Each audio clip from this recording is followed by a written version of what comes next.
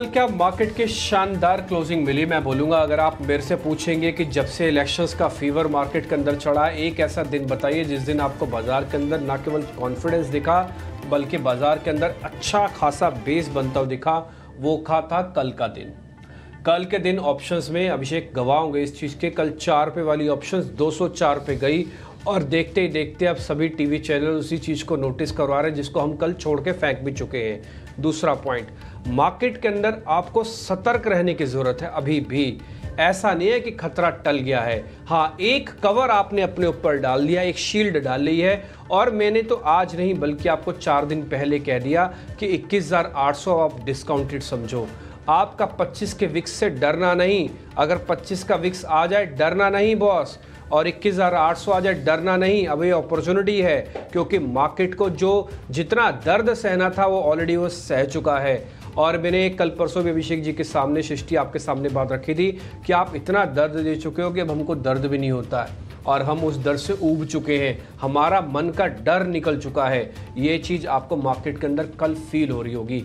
और मैं फिर से एक पॉइंट बोलता हूँ कि बाजार के अंदर आप थोड़ा सचेत और सतर्क रहेंगे ना तो इस पूरी वॉलेटिलिटी का फ़ायदा ही लेके जाएंगे, नुकसान नहीं होगा। लोग कहते हैं 20 के विक्स पे पैसा नहीं बन रहा, मैं कह रहा हूँ 20 के विक्स पे 20 मिनट के अंदर पैसा बन रहा है। बस थोड़ी सावधानी रखनी चाहिए और कुछ नहीं है।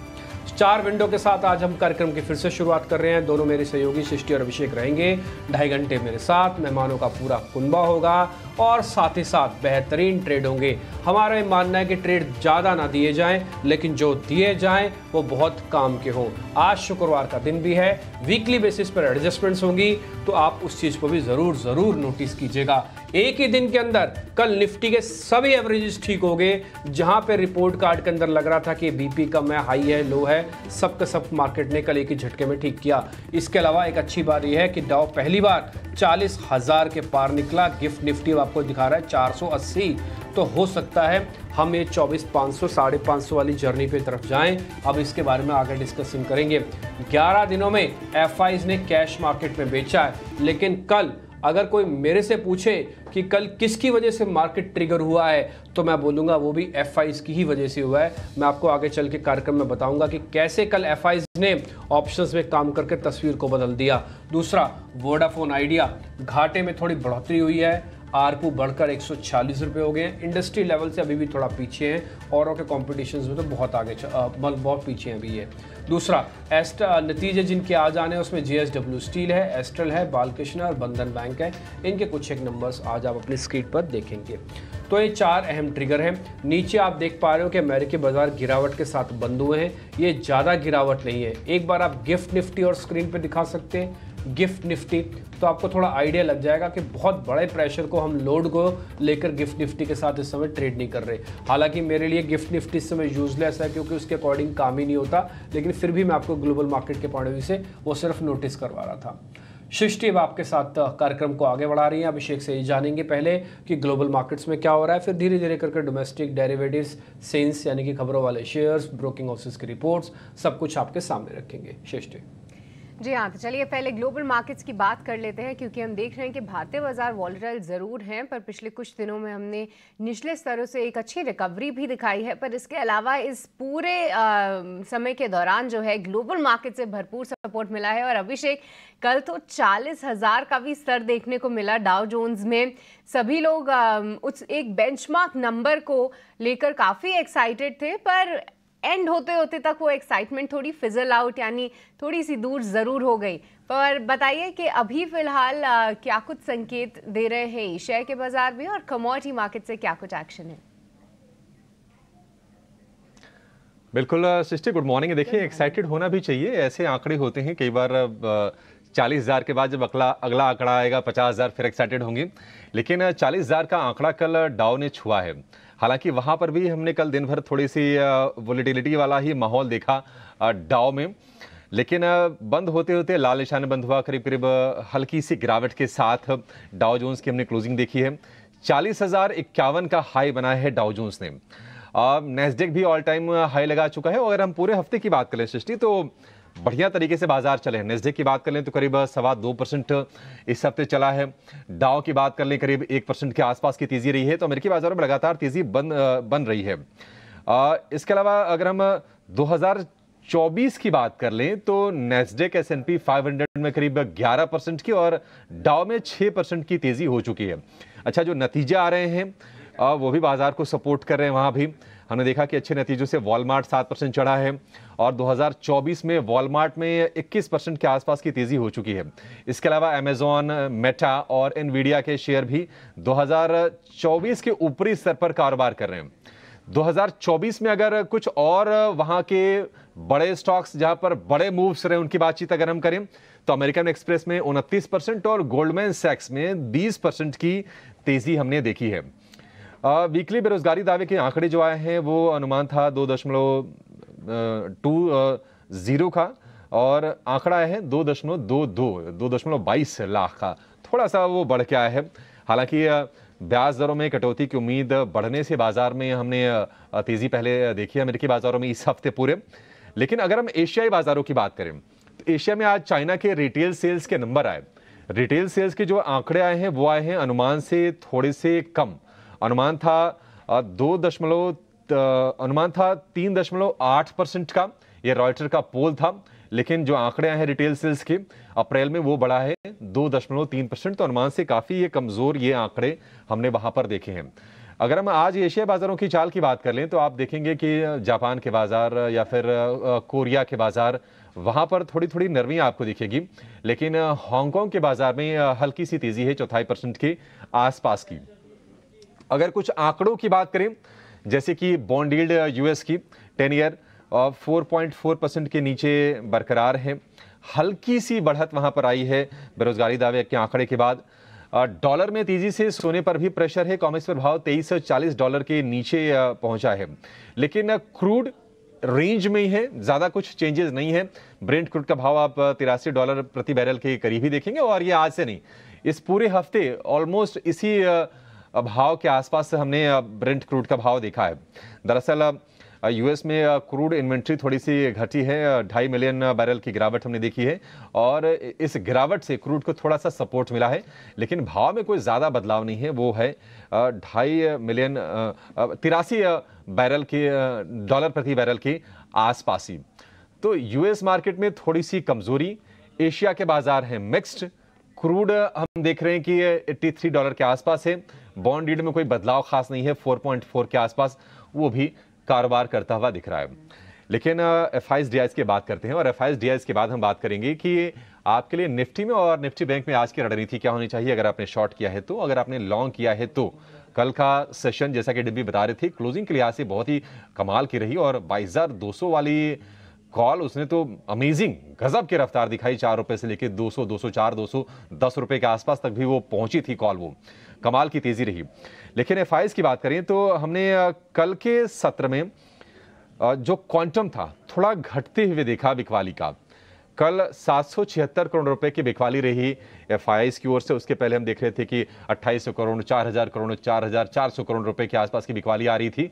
तो ये क्वांटम घटा है कल, ये एक अच्छा संकेत इसको आप मान सकते हैं।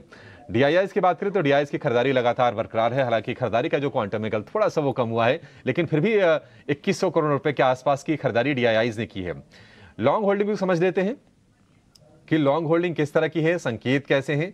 डिम्पी बताइए, इसके बाद हम निफ्टी की और निफ्टी बैंक की बातचीत करेंगे।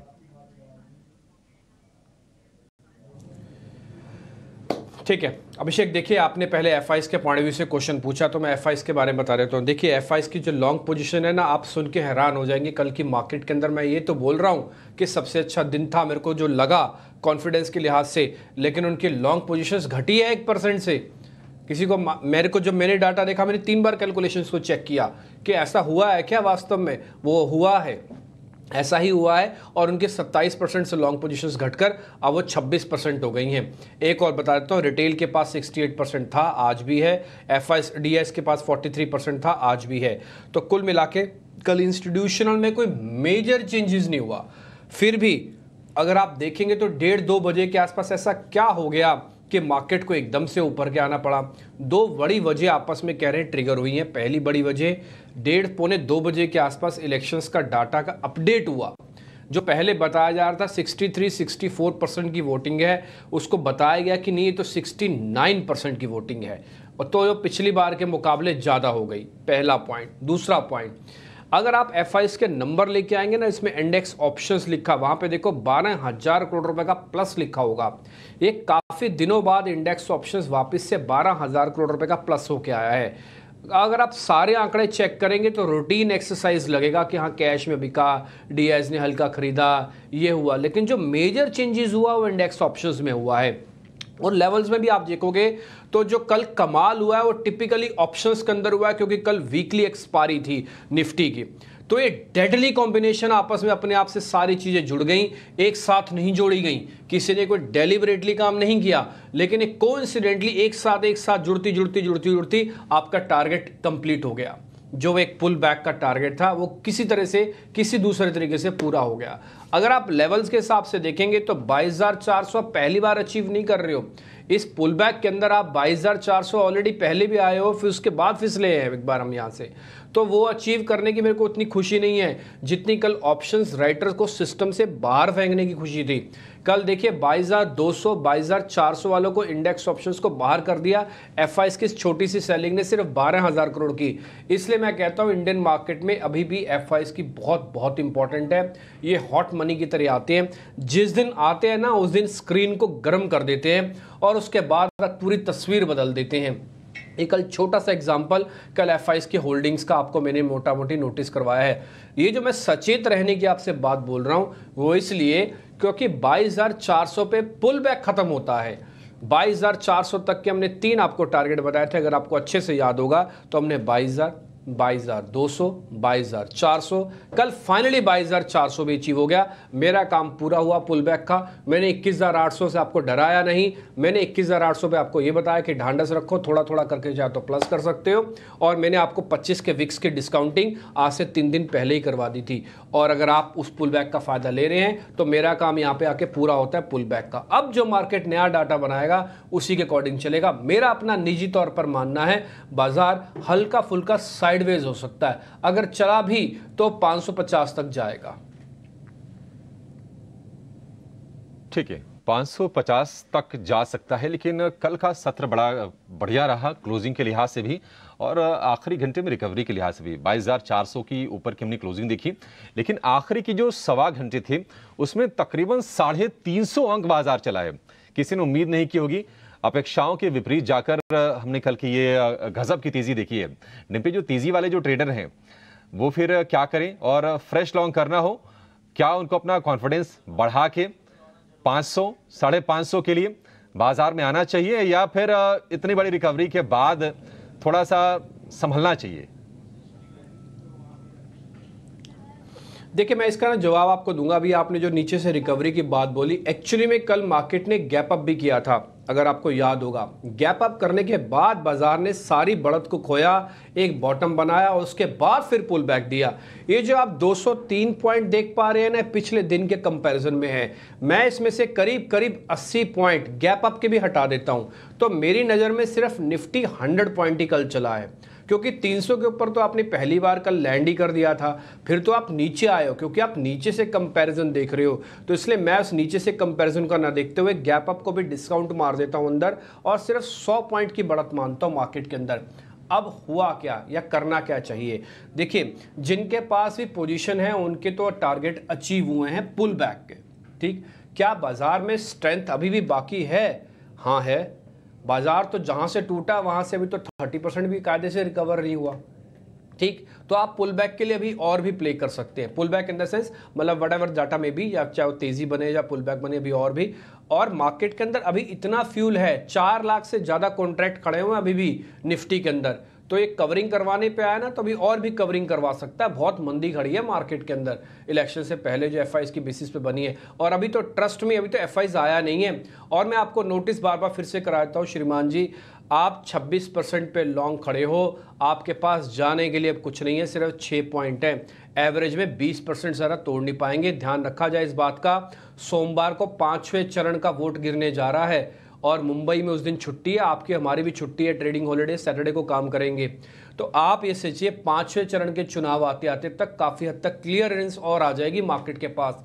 तो बाजार में अगर एफआईज को आना है ना, वो 5वें चरण के बाद आ सकता है। इसलिए अभी आप देखेंगे बहुत सारे एक्सपर्ट जो भी आपके साथ जुड़ेंगे ना, वो ये भी कह सकते हैं कि नेक्स्ट वीक अच्छा रह सकता है। और मेरा निजी तौर पर मानना है जो सेकेंड हाफ होगा फर्स्ट हाफ के मुकाबले ज़्यादा बेहतर भी हो सकता है। आपको 22,200, 22,300, 100 जहां आपको स्टॉप लॉस रखना है अपने अपने रिस्क के अकॉर्डिंग आप रख सकते हैं। मेरा ऐसा मानना है फिलहाल मार्केट या तो साइडवेज होगा या थोड़ा ऊपर चलेगा। अब जो 21,800 जो 22,000 टूटने का डर था, वो मेरे मन से 21,800 का तो डर पूरी तरह से निकल चुका है। हाँ, हो सकता है 22,000 हम वापस आ जाएं टेस्ट मारने के लिए, लेकिन उसकी प्रोबेबिलिटी भी काफ़ी कम है। इसलिए होल्ड द पोजीशन, टाइट रखो अपने आप को। और जो नया लेना चाहते हैं, देखो उन्होंने मिस तो कर दिया है, मैं क्या बोल रहा हूँ, आप खुद अपने मन से जानते हो ये बात। तो आप थोड़ा डिप मिले तब लेना, अभी मत लेना, थोड़ा खतरे वाला गेम हो जाएगा। ठीक है, ये लॉन्ग वालों के लिए यानी कि तेजी वालों के लिए पूरी की पूरी रणनीति होगी। लेकिन डिम्पी, जिनके शॉर्ट्स होंगे वो क्या करें? क्योंकि देखिए एक तो एफआईज का क्वांटम भी कम हो रहा है बिकवाली का, कल की अच्छी रिकवरी आ गई, गैप अप पर ओपनिंग कल बढ़िया हुई थी। तो जिनके एग्जिस्टिंग शॉर्ट्स हैं वो क्या करें, जिनको नया करना है वो क्या करें? क्या उनके लिए कोई मौका बनता है या फिर अभी तो बिल्कुल कोई माहौल नहीं है शॉर्ट का, ऐसा लग रहा है आपको? देखिए अभिषेक, पहले तो आपको मेरे को थैंक यू बोलना चाहिए ये क्वेश्चन पूछने से पहले। वो थैंक यू इसलिए बोलना चाहिए क्योंकि आप 3 दिन से मेरे से पूछ रहे शॉर्ट करें, बिल्कुल थैंक यू आपको। तो ये पहला पॉइंट तो मैं अपने आप से, ये तो मैं पहले अपने आप से ही थैंक यू ले लेता हूँ। तो मेरे को आपको थैंक यू बोलना चाहिए था कि आपने 3 दिन में जो हमको बचाया है, कम से कम वो हमारे बहुत काम आया। हमने खरीदा नहीं खरीदा अलग बात है, हमने मंदी नहीं की मार्केट के अंदर, ये पहला पॉइंट। दूसरा पॉइंट, आप एक चीज़ और नोटिस कीजिए ना, आप एफआईज की घटते मार्केट में अब बढ़ रहे हो। अभी आप 20 के विक्स पे भी बढ़ गए हो, तो आप मंदी के बारे में अभी कैसे सोच सक रहे हो? अभी मत सोचो। अभी ऐसा नहीं कि मैं तेजी के बारे में बोल रहा हूँ कि ऐसे एकदम से कल ही कल में सब कुछ ठीक हो जाएगा, ऐसा नहीं है। लेकिन मंदी वालों के दिन धीरे धीरे फेड हो गए हैं, खत्म हो गए हैं। अपॉर्चुनिटी मिलेगी जब मार्केट के अंदर थकावट आएगी। अभी तो इंडिया विक्स पीसीआर भी 1 पे चल रहा है, अभी तो महंगा भी नहीं हुआ है, फेयर वैल्यू की कैटेगरी में है। और बैंक निफ्टी तो भी 48,000 भी नहीं दिखाया उसने, 48,200 भी नहीं दिखाया उसने। तो अभी आप शॉर्ट करने के बारे में ना सोचो। मैं आज भी आपको मना करूंगा, भले 20-22 पॉइंट ऊपर है गिफ्ट निफ्टी से, अभी रुक जाओ, अभी शॉर्ट मत करो। अब आपका एक मौका निकल चुका और मैं पिछले 3 दिन से कह रहा हूं कि जिनके भी शॉर्ट्स पड़े हैं 22,200 पे आके कवर कर जाओ। बाजार के अंदर फ्यूरियस बुलरन वापस लौट सकता है और कल लौटा भी। 50 को लेकर सलाह पर डिम्पी, निफ्टी बैंक को लेकर क्या कुछ डेटा पॉइंट्स सामने आ रहे हैं? और साथ ही ये भी बताइए कि लॉन्ग और शॉर्ट दोनों के ही मौके जो हैं कहाँ पे आते हुए दिख रहे हैं, कौन से लेवल्स हैं? क्योंकि अब तो हम 48,000 का जो दरवाज़ा है उसको खटखटा ही रहे हैं, पर क्या आज हम उसके ऊपर जाके गेन्स और बिल्ड कर सकते हैं? देखिए बैंक निफ्टी से ना मेरी छोटी सी नाराजगी है। एक्चुअली उसमें बैंक निफ्टी की भी गलती नहीं है, उसका सिस्टम ही ऐसा बन गया है कि उसकी स्ट्रक्चरल प्रॉब्लम उसके आड़े आ जाती है। अभी हम ये बार बार बोल रहे हैं कि देखिए वेटेज के हिसाब से ये शेयर गिरा देता है तो फिर बैंक निफ्टी नहीं चलता।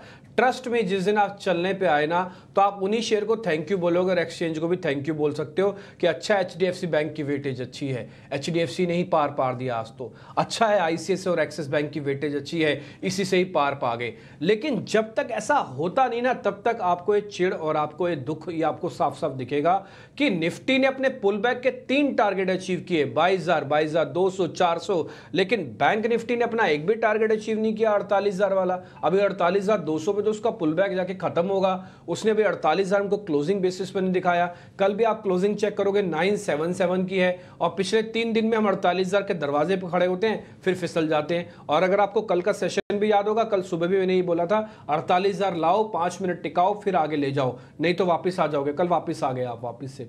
ठीक, तो बैंक निफ्टी को थोड़ी मेहनत और करनी पड़ेगी। जिनके पास पोजीशंस है अभी उनका पुल बैक का ट्रेड ओपन रखें। मेरा मानना है कि 48,200 ये भी अपना दिखा के पुल बैक कंप्लीट करेगा। आपको 2 चरणों में स्टॉप लॉस लगाना है, पहले 47,700 का, फिर 47,500 का। नए निवेशक अगर छोटा मोटा डिप मिल जाए तो बैंक निफ्टी के अंदर पोजीशंस ले सकते हैं। जिस दिन ये ठीक होगा, यही वेटेज और यही कॉन्ट्रीब्यूशंस आपके बेहद बेहद काम आएगी। फिलहाल हम पुल बैक कर रहे हैं, इसलिए एक का पीछे छूटना, एक का आगे बढ़ना अलग अलग है। आप जब चढ़ाई चढ़ते हैं ना तो ऐसे ही होता है, एक आदमी थक जाएगा जल्दी तो पीछे बैठ जाएगा, एक आदमी आगे निकल जाएगा। लेकिन जब सारे उतरोगे ना पहाड़ से तो एक साथ स्पीड से उतरोगे, फिर कोई थकता नहीं है, फिर सब एक साथ आते हैं। इसलिए पहले आप जरा जब पुल बैक ले आओ, जब टिक जाओगे फिर उसके बाद रैली में सब लोग पार्टिसिपेट करेंगे। फिलहाल उसके लिए भी वेट करना चाहिए, 48,200 जब तक नहीं आता तब तक रुके रहें, अपनी लॉन्ग पोजीशंस के साथ ही बने रहें।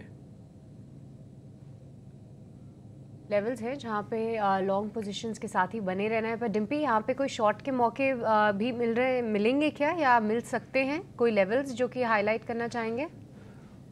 नहीं, शॉर्ट्स अभी नहीं करना चाहिए सृष्टि। देखो पहले भले मैं मान सकता हूँ कि बैंक निफ्टी बहुत तेजी से नहीं चला, लेकिन आप शॉर्ट अभी नहीं करें। मैं तो आपको मना कर रहा हूँ शॉर्ट करने के लिए। हाँ, अगर आपके पास कोई है, आपके वित्तीय सलाहकार आपको अच्छे से गाइड कर रहा, आप उनकी बात मानो, हमारे मना नहीं है। हम तो सिर्फ डाटा का व्यू पॉइंट रखते हैं। अपना भी मैं हटा देता हूँ, मेरा तो अपना इसमें एक रत्ती भर भी नहीं होता। जो मेरे को डाटा बोलेगा, वो मेरे को गंदा बोलेगा, मैं गंदा बोल देता हूँ, मेरे को बोलेगा अच्छा जी, मैं अच्छा बोल देता हूँ। ठीक है, मैं तो सिर्फ उसी को एनालिसिस करके बोल रहा हूँ। तो मेरे को लगता नहीं है कि उस हिसाब से बाजार को टूटना चाहिए। एक बात मैं और बोलना चाहता हूँ, ये सोमवार की छुट्टी ना बड़ी कायदे की छुट्टी है। ये दो चीज़ों का काम करेगी आपका। एक तो आपको ना सोमवार का ग्लोबल मार्केट्स के पैरामीटर को एक साथ करके क्लब करवाएगी, पहला पॉइंट। दूसरा, सोमवार को ना वोटिंग परसेंटेज बहुत इंपॉर्टेंट है। अगर वो बहुत अच्छा आ गया ना तो ये चौथा चरण और पांचवें चरण का वोटिंग परसेंटेज मिलकर 2 पॉइंट विक्स को तोड़ सकते हैं। अगर 2 पॉइंट विक्स टूट गया, ट्रस्ट मी, आप पहुंच जाओगे 700, 750, 800 के लेवल पे। इसलिए शॉर्ट मत करो अभी थोड़ा रुक जाओ। ये सोमवार की छुट्टी नहीं है, ये एक्चुअली में टेस्टिंग डे है। फ्राइडे फीलिंग्स तो आ ही नहीं रही है क्योंकि कल भी वर्किंग है, तो देखते हैं कि किस तरीके से बाजार पैन आउट होता है। पर चलिए अब आगे बढ़ते हैं और हमारे एक्सपर्ट्स को भी जोड़ेंगे और आइए अब उनसे समझते हैं कि क्या है आज की उनकी रणनीति और साथ ही स्टॉक स्पेसिफिक एक्शन वो कहाँ पे होते हुए देख रहे हैं। पर उससे पहले आपको ये भी बता दें कि F&O बैन में कौन से स्टॉक्स जो हैं वो शामिल हैं। तो अब ये लिस्ट जो है 12 नामों की हो गई है, जहाँ पे बलरामपुर चीनी, बंधन बैंक, बायोकॉन, बिरला सॉफ्ट, ये सभी काउंटर्स हैं। बायोकॉन के नतीजे भी अच्छे आए हैं, पर फिर भी देखते हैं कि बैन के चलते क्या कुछ एक्शन देखने को मिलता है। इसके अलावा JMR infra, granules, Hind copper और वोडाफोन आइडिया ये भी बैन में मौजूद है। वोडाफोन आइडिया भी एक अर्निंग्स कैंडिडेट है, नतीजे जो है वो अनुमान के मुताबिक रहे। साथ ही साथ इंडिया सीमेंट्स, PEL, सेल और जी ये नाम भी F&O बैन में शामिल है। तो टोटल 12 नाम हैं जो कि F&O बैन लिस्ट में मौजूद हैं। पर अब अपने मेहमानों के पास चलेंगे और उनसे समझते हैं आज की रणनीति। संतोष और अंशुल, आपका बहुत बहुत स्वागत है। एंड अंशुल, आज के लिए आप क्या रणनीति बनाएंगे निफ्टी और निफ्टी बैंक पे? क्योंकि हम देख रहे थे कि एक जो की डेटा आप हाईलाइट कर रहे थे या आपके फोकस में था वो था जितनी शॉर्ट्स पोजीशंस अब FII बना रहे हैं, कहीं ना कहीं मार्केट अब बड़ी तेजी की तैयारी कर रहा है। पर क्या आज के लिए भी वही रणनीति होगी? क्योंकि दोनों साइड के जो रिएक्शंस है वो काफ़ी शार्प है, और तो ऐसे में क्या कुछ लेवल्स आप ध्यान रख रहे हैं? नमस्कार सृष्टि जी। नमस्कार डिम्पी जी। नमस्कार अभिषेक जी। देखिए सृष्टि जी, अपडेट से चालू करूंगा। कल सुबह ऑप्शन के चैंपियन में HDFC लाइफ का कंडीशनल बाई दिया था 560 का कॉल, 1080 के ऊपर बाई करना है। मिड सेशन में उसमें ब्रेकआउट आया 1080 के ऊपर, 1680 का हाई बना के ऑलमोस्ट वहीं क्लोज हुआ है। तो प्रोबेबली आज के सेशन में इसके टारगेट्स टेस्ट हो जाएंगे। दूसरा, डाउ जोन्स से शुरुआत करूंगा। लास्ट वीक में अभिषेक जी ने हाईलाइट किया था कि डाउ जोन्स में 1000 पॉइंट की रैली रही है। तब भी मैंने कहा था कि 90 हफ्ते का बेस ब्रेकआउट बना के ये केवल उसको रीटेस्ट करने आया है और ये रैली की शुरुआत है। स्विंग हाई 40,000 टेस्ट करेगा और उसके ऊपर 43,000 तक जाएगा। तो अभी हम 40,000 पे आए हैं। अभी भी डाउ जोन्स में 3,000 पॉइंट की रैली है। तो ग्लोबल मार्केट से कोई बहुत ज्यादा हमको नेगेटिव सिग्नल्स नहीं आएंगे। हाँ, 1-2 दिन करेक्शन डाउ जोन्स में आ सकता है, बट बहुत ज्यादा कोई नेगेटिव रिएक्शन नहीं मिलेगा। तो हम ग्लोबली काफी पॉजिटिव सिग्नल्स ले रहे हैं। तीसरा, FII का डेटा जो आपने हाईलाइट किया था कि अभी भी 2,60,000 कॉन्ट्रैक्ट शॉर्ट हैं और 2,50,000 के नीचे ओवरसोल्ड होते हैं। तो 2,59,500 समथिंग है राउंड फिगर, 2,60,000 अभी भी शॉर्ट है और लो से हम ऑलरेडी 600 पॉइंट ऊपर हैं। तो इसका जो एंकर वीवैप है पूरे शॉर्ट्स का, उसके ऊपर हम आके ट्रेड कर रहे हैं। तो ऑलरेडी अंडर वाटर हैं और अभी शॉर्ट कवरिंग ट्रिगर होना स्टार्ट ही नहीं हुई है। जैसा डिम्पी जी ने पॉइंट आउट किया, केवल 26% लॉन्ग है। ये ओवरसोल्ड कंडीशंस में आते हैं और यहाँ से बाउंस बैक काफी अच्छा रहना चाहिए। तो 22,700 22,800 तक का लेवल बनेगा। और नेट इंडेक्स पोजीशन देखें फ्यूचर प्लस ऑप्शन मिला के भी, तो 5,90,000 कॉन्ट्रैक्ट शॉर्ट है। तो ऑप्शन साइड में भी शॉर्ट कवरिंग ट्रिगर हो सकती है। कल उसका पहला एक ट्रेलर था जो आपने 22,200 22,300 के कॉल्स में देखा। तो ये 22,700 तक कंटिन्यू रहना चाहिए। लेकिन पॉइंट आउट करूंगा मैं, मिड कैप इंडेक्स जो डेरिवेटिव्स में ट्रेड होता है, 11,000 11,200 की रेंज को इसने मल्टीपल टाइम्स रिजेक्ट किया था। और 40 दिन का एक cup and handle pattern breakout लिया है स्टॉक ने, इस इंडेक्स ने। तो यहाँ से 12,000 तक का टारगेट बन रहा है, लेकिन इमीडिएट रेजिस्टेंस 11,400 11,450 की रेंज में है। तो वहां से थोड़ा सा कंसोलिडेशन स्टार्ट होगा, बट इवेंचुअली ये इंडेक्स 12,000 तक जा रहा है। तो अब जो अगली तेजी बनेगी वो मिड कैप और स्मॉल कैप शेयरों में बनेगी। तो यहाँ से मिड कैप स्मॉल कैप में ज्यादा फोकस होना चाहिए। और डेरिवेटिव्स काउंटर में अगर ट्रेड कर रहे हैं तो वहां पे ज्यादा इंटरेस्ट होना चाहिए। यहाँ ओपन इंटरेस्ट बढ़ा है और हम एंकर वीवैप के ऊपर चल रहे हैं, वहां पे शॉर्ट कवरिंग की गुंजाइश काफी हाई रहेगी। तो ओवरऑल मार्केट का स्ट्रक्चर बुलिश है और एफआईआई ओवरसोल्ड है। तो ये दोनों अगर मिल जाते हैं तो ऑल टाइम हाई बहुत आराम से ना सिर्फ टेस्ट करेंगे बल्कि उनको सरपास करेंगे।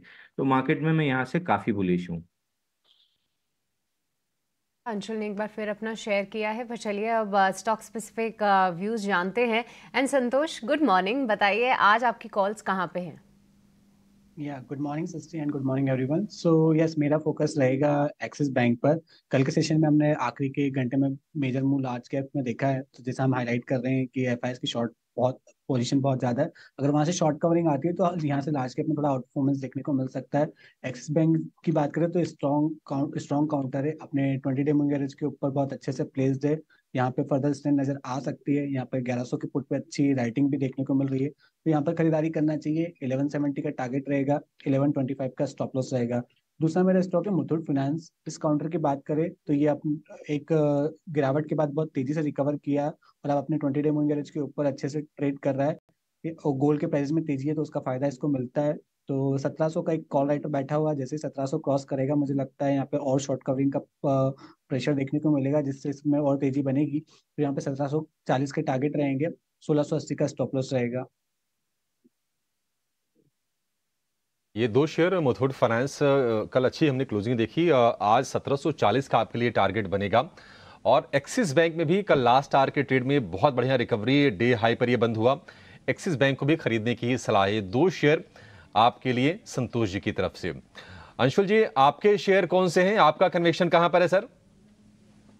ये अक्षय जी, जैसा अभी मैंने कहा कि वहाँ स्टॉक्स में फोकस होना चाहिए जहाँ पे शॉर्ट ओपन इंटरेस्ट बिल्ड हुआ है और प्राइजेस उस पूरे एंकर वीवैप के ऊपर निकल चुकी है। तो उसमें से एक इंडियन होटल है जहाँ पे प्रीवियस मंथ लो के नीचे हमने फेड लो दिया है। और वीकली चार्ट पे लास्ट वीक में एकदम लो पे क्लोज हुए थे और करंट वीक में 180 डिग्री रिवर्सल आया है। तो यहाँ पे फर्दर शॉर्ट कवरिंग एक्सटेंड हो सकती है, तो इसको बाई करके चलना चाहिए 568 के आसपास। 560 का क्लोजिंग बेसिस पे स्टॉप लॉस रहेगा और 580 का इमीडिएट टारगेट रहेगा, क्योंकि वहां पे स्विंग हाई का रेजिस्टेंस है। 580 निकलता है तो ये शॉर्ट कवरिंग और तेजी से 599 600 तक निकलेगी। दूसरा कैश काउंटर बाई दूंगा जियो फाइनेंस का। प्रीवियस मंथ लो और प्रीवियस वीक लो के नीचे दो विकिंग कैंडल बनी थी और उनको फॉलो थ्रू मूव मिला है। तो weak longs completely shake out हो चुके हैं और अब यहाँ से केवल स्ट्रांग हैंड्स हैं और वापस से मोमेंटम में रिटेल इन्वेस्टर्स एंटर करेंगे। तो इसमें भी एक बड़ी मूव आती हुई दिख रही है। 355 रुपये में बाई करना चाहिए। 345 रुपए का क्लोजिंग बेसिस का स्टॉप लॉस रहेगा और 375 का इमीडिएट टारगेट रहेगा। 375 के ऊपर सस्टेन करते हैं तो फिर 410 का दरवाजा खुल जाएगा। तो 375 पे आधी प्रॉफिट बुकिंग करके बाकी आधा स्टॉक होल्ड करना चाहिए 410 तक के लिए। तो ये दो बाई कॉल रहेंगे मेरी तरफ से। जैसे अंशुल जी आपने कहा भी ना कि सिलेक्ट मिड कैप के अंदर मोमेंटम है और मिड कैप के अंदर आएगा, आपके दोनों शेयर भी मिड कैप कैटेगरी के ही हैं। आप बता रहे हैं कि एक तो इंडियन होटल्स के अंदर एक अच्छा मोमेंटम आएगा, दूसरा जियो फाइनेंस के अंदर भी आ सकता है, जियो फाइनेंशियल्स के अंदर एक्चुअली में। और आपका जो टारगेट है यहाँ पे 375 का। काफ़ी दिनों बाद फिर से किसी ने कॉल दी है जियो फाइनेंशियल्स पे, देख के अच्छा लगा। कल मोमेंटम बिल्कुल कम था लेकिन आज से शुरू हो सकता है, इस शेयर पे भी ध्यान रखा जाए। संतोष सर ने जो अपने ट्रेड दिए उसमें एक एक्सिस बैंक और मुथूट फाइनेंस है, दोनों बाय कॉल्स हैं। अब तक दो ट्रेड आपकी स्क्रीन पर आ चुके हैं, दोनों एक्सपर्ट्स ने जो दिए हैं, और कुल मिला के दो एक्सपर्ट्स के 400 दिए हो गए। और निफ्टी बैंक निफ्टी पे मोटा मोटी व्यू हमारा भी मानना है कि अभी और चलेगा, और यही अंशुल जी का भी मानना है कि अभी और चलेगा। लेकिन मैं फिर भी बोलूँगा सतर्कता के साथ रह के काम कीजिएगा, ऐसा ना हो कि जोश जोश में हम होश खो बैठें और मार्केट लपेटे में ले ले। तो इसलिए बस थोड़ा सा ध्यान रखते हुए बुलिश स्टांस अपना रखो, और मेरे को लग रहा है कि बढ़िया मूवमेंट आपको आने वाले दिनों में मिलेगा।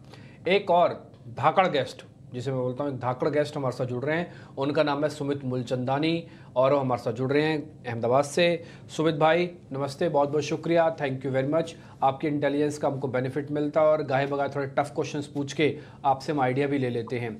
जरा बताइए सर, आज आप मार्केट में कौन से शेयर्स लेके आए हैं? Good morning. Hi, good morning to all.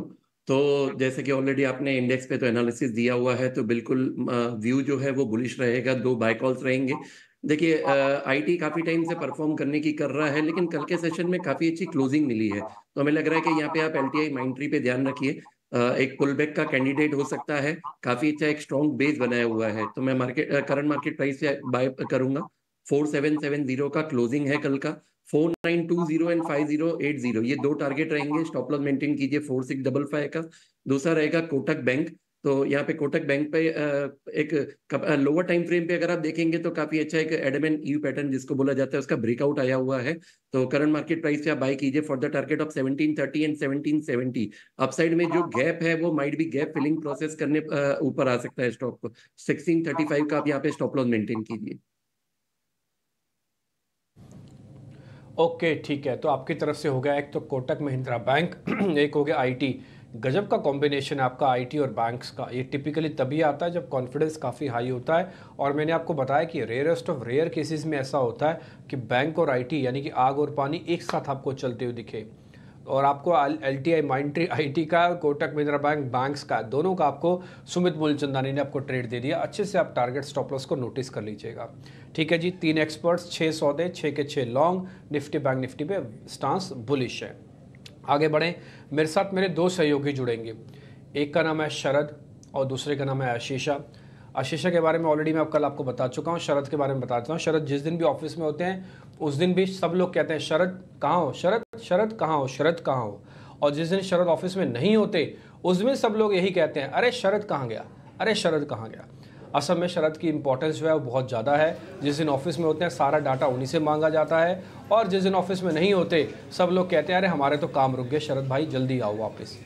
शरद जी बहुत बहुत शुक्रिया, आप अच्छे से एनालिसिस करके देते हो। ये पूरा 1 महीना जो रिजल्ट्स का आप ताबड़तोड़ रिसर्च करके लेके आए, अच्छे शेयर, ख़राब शेयर, अनुमान वाले शेयर्स, ये कोई और नहीं कर सकता। अगर मैं भी आज उतर के आ जाऊँ तो मैं भी नहीं कर सकता आपको वाला काम। तो इसके लिए बहुत शुक्रिया। मैं दर्शकों की तरफ से और मेहमानों की तरफ से थैंक यू कर देता हूँ, आप अच्छी रिसर्च लेके आते हो।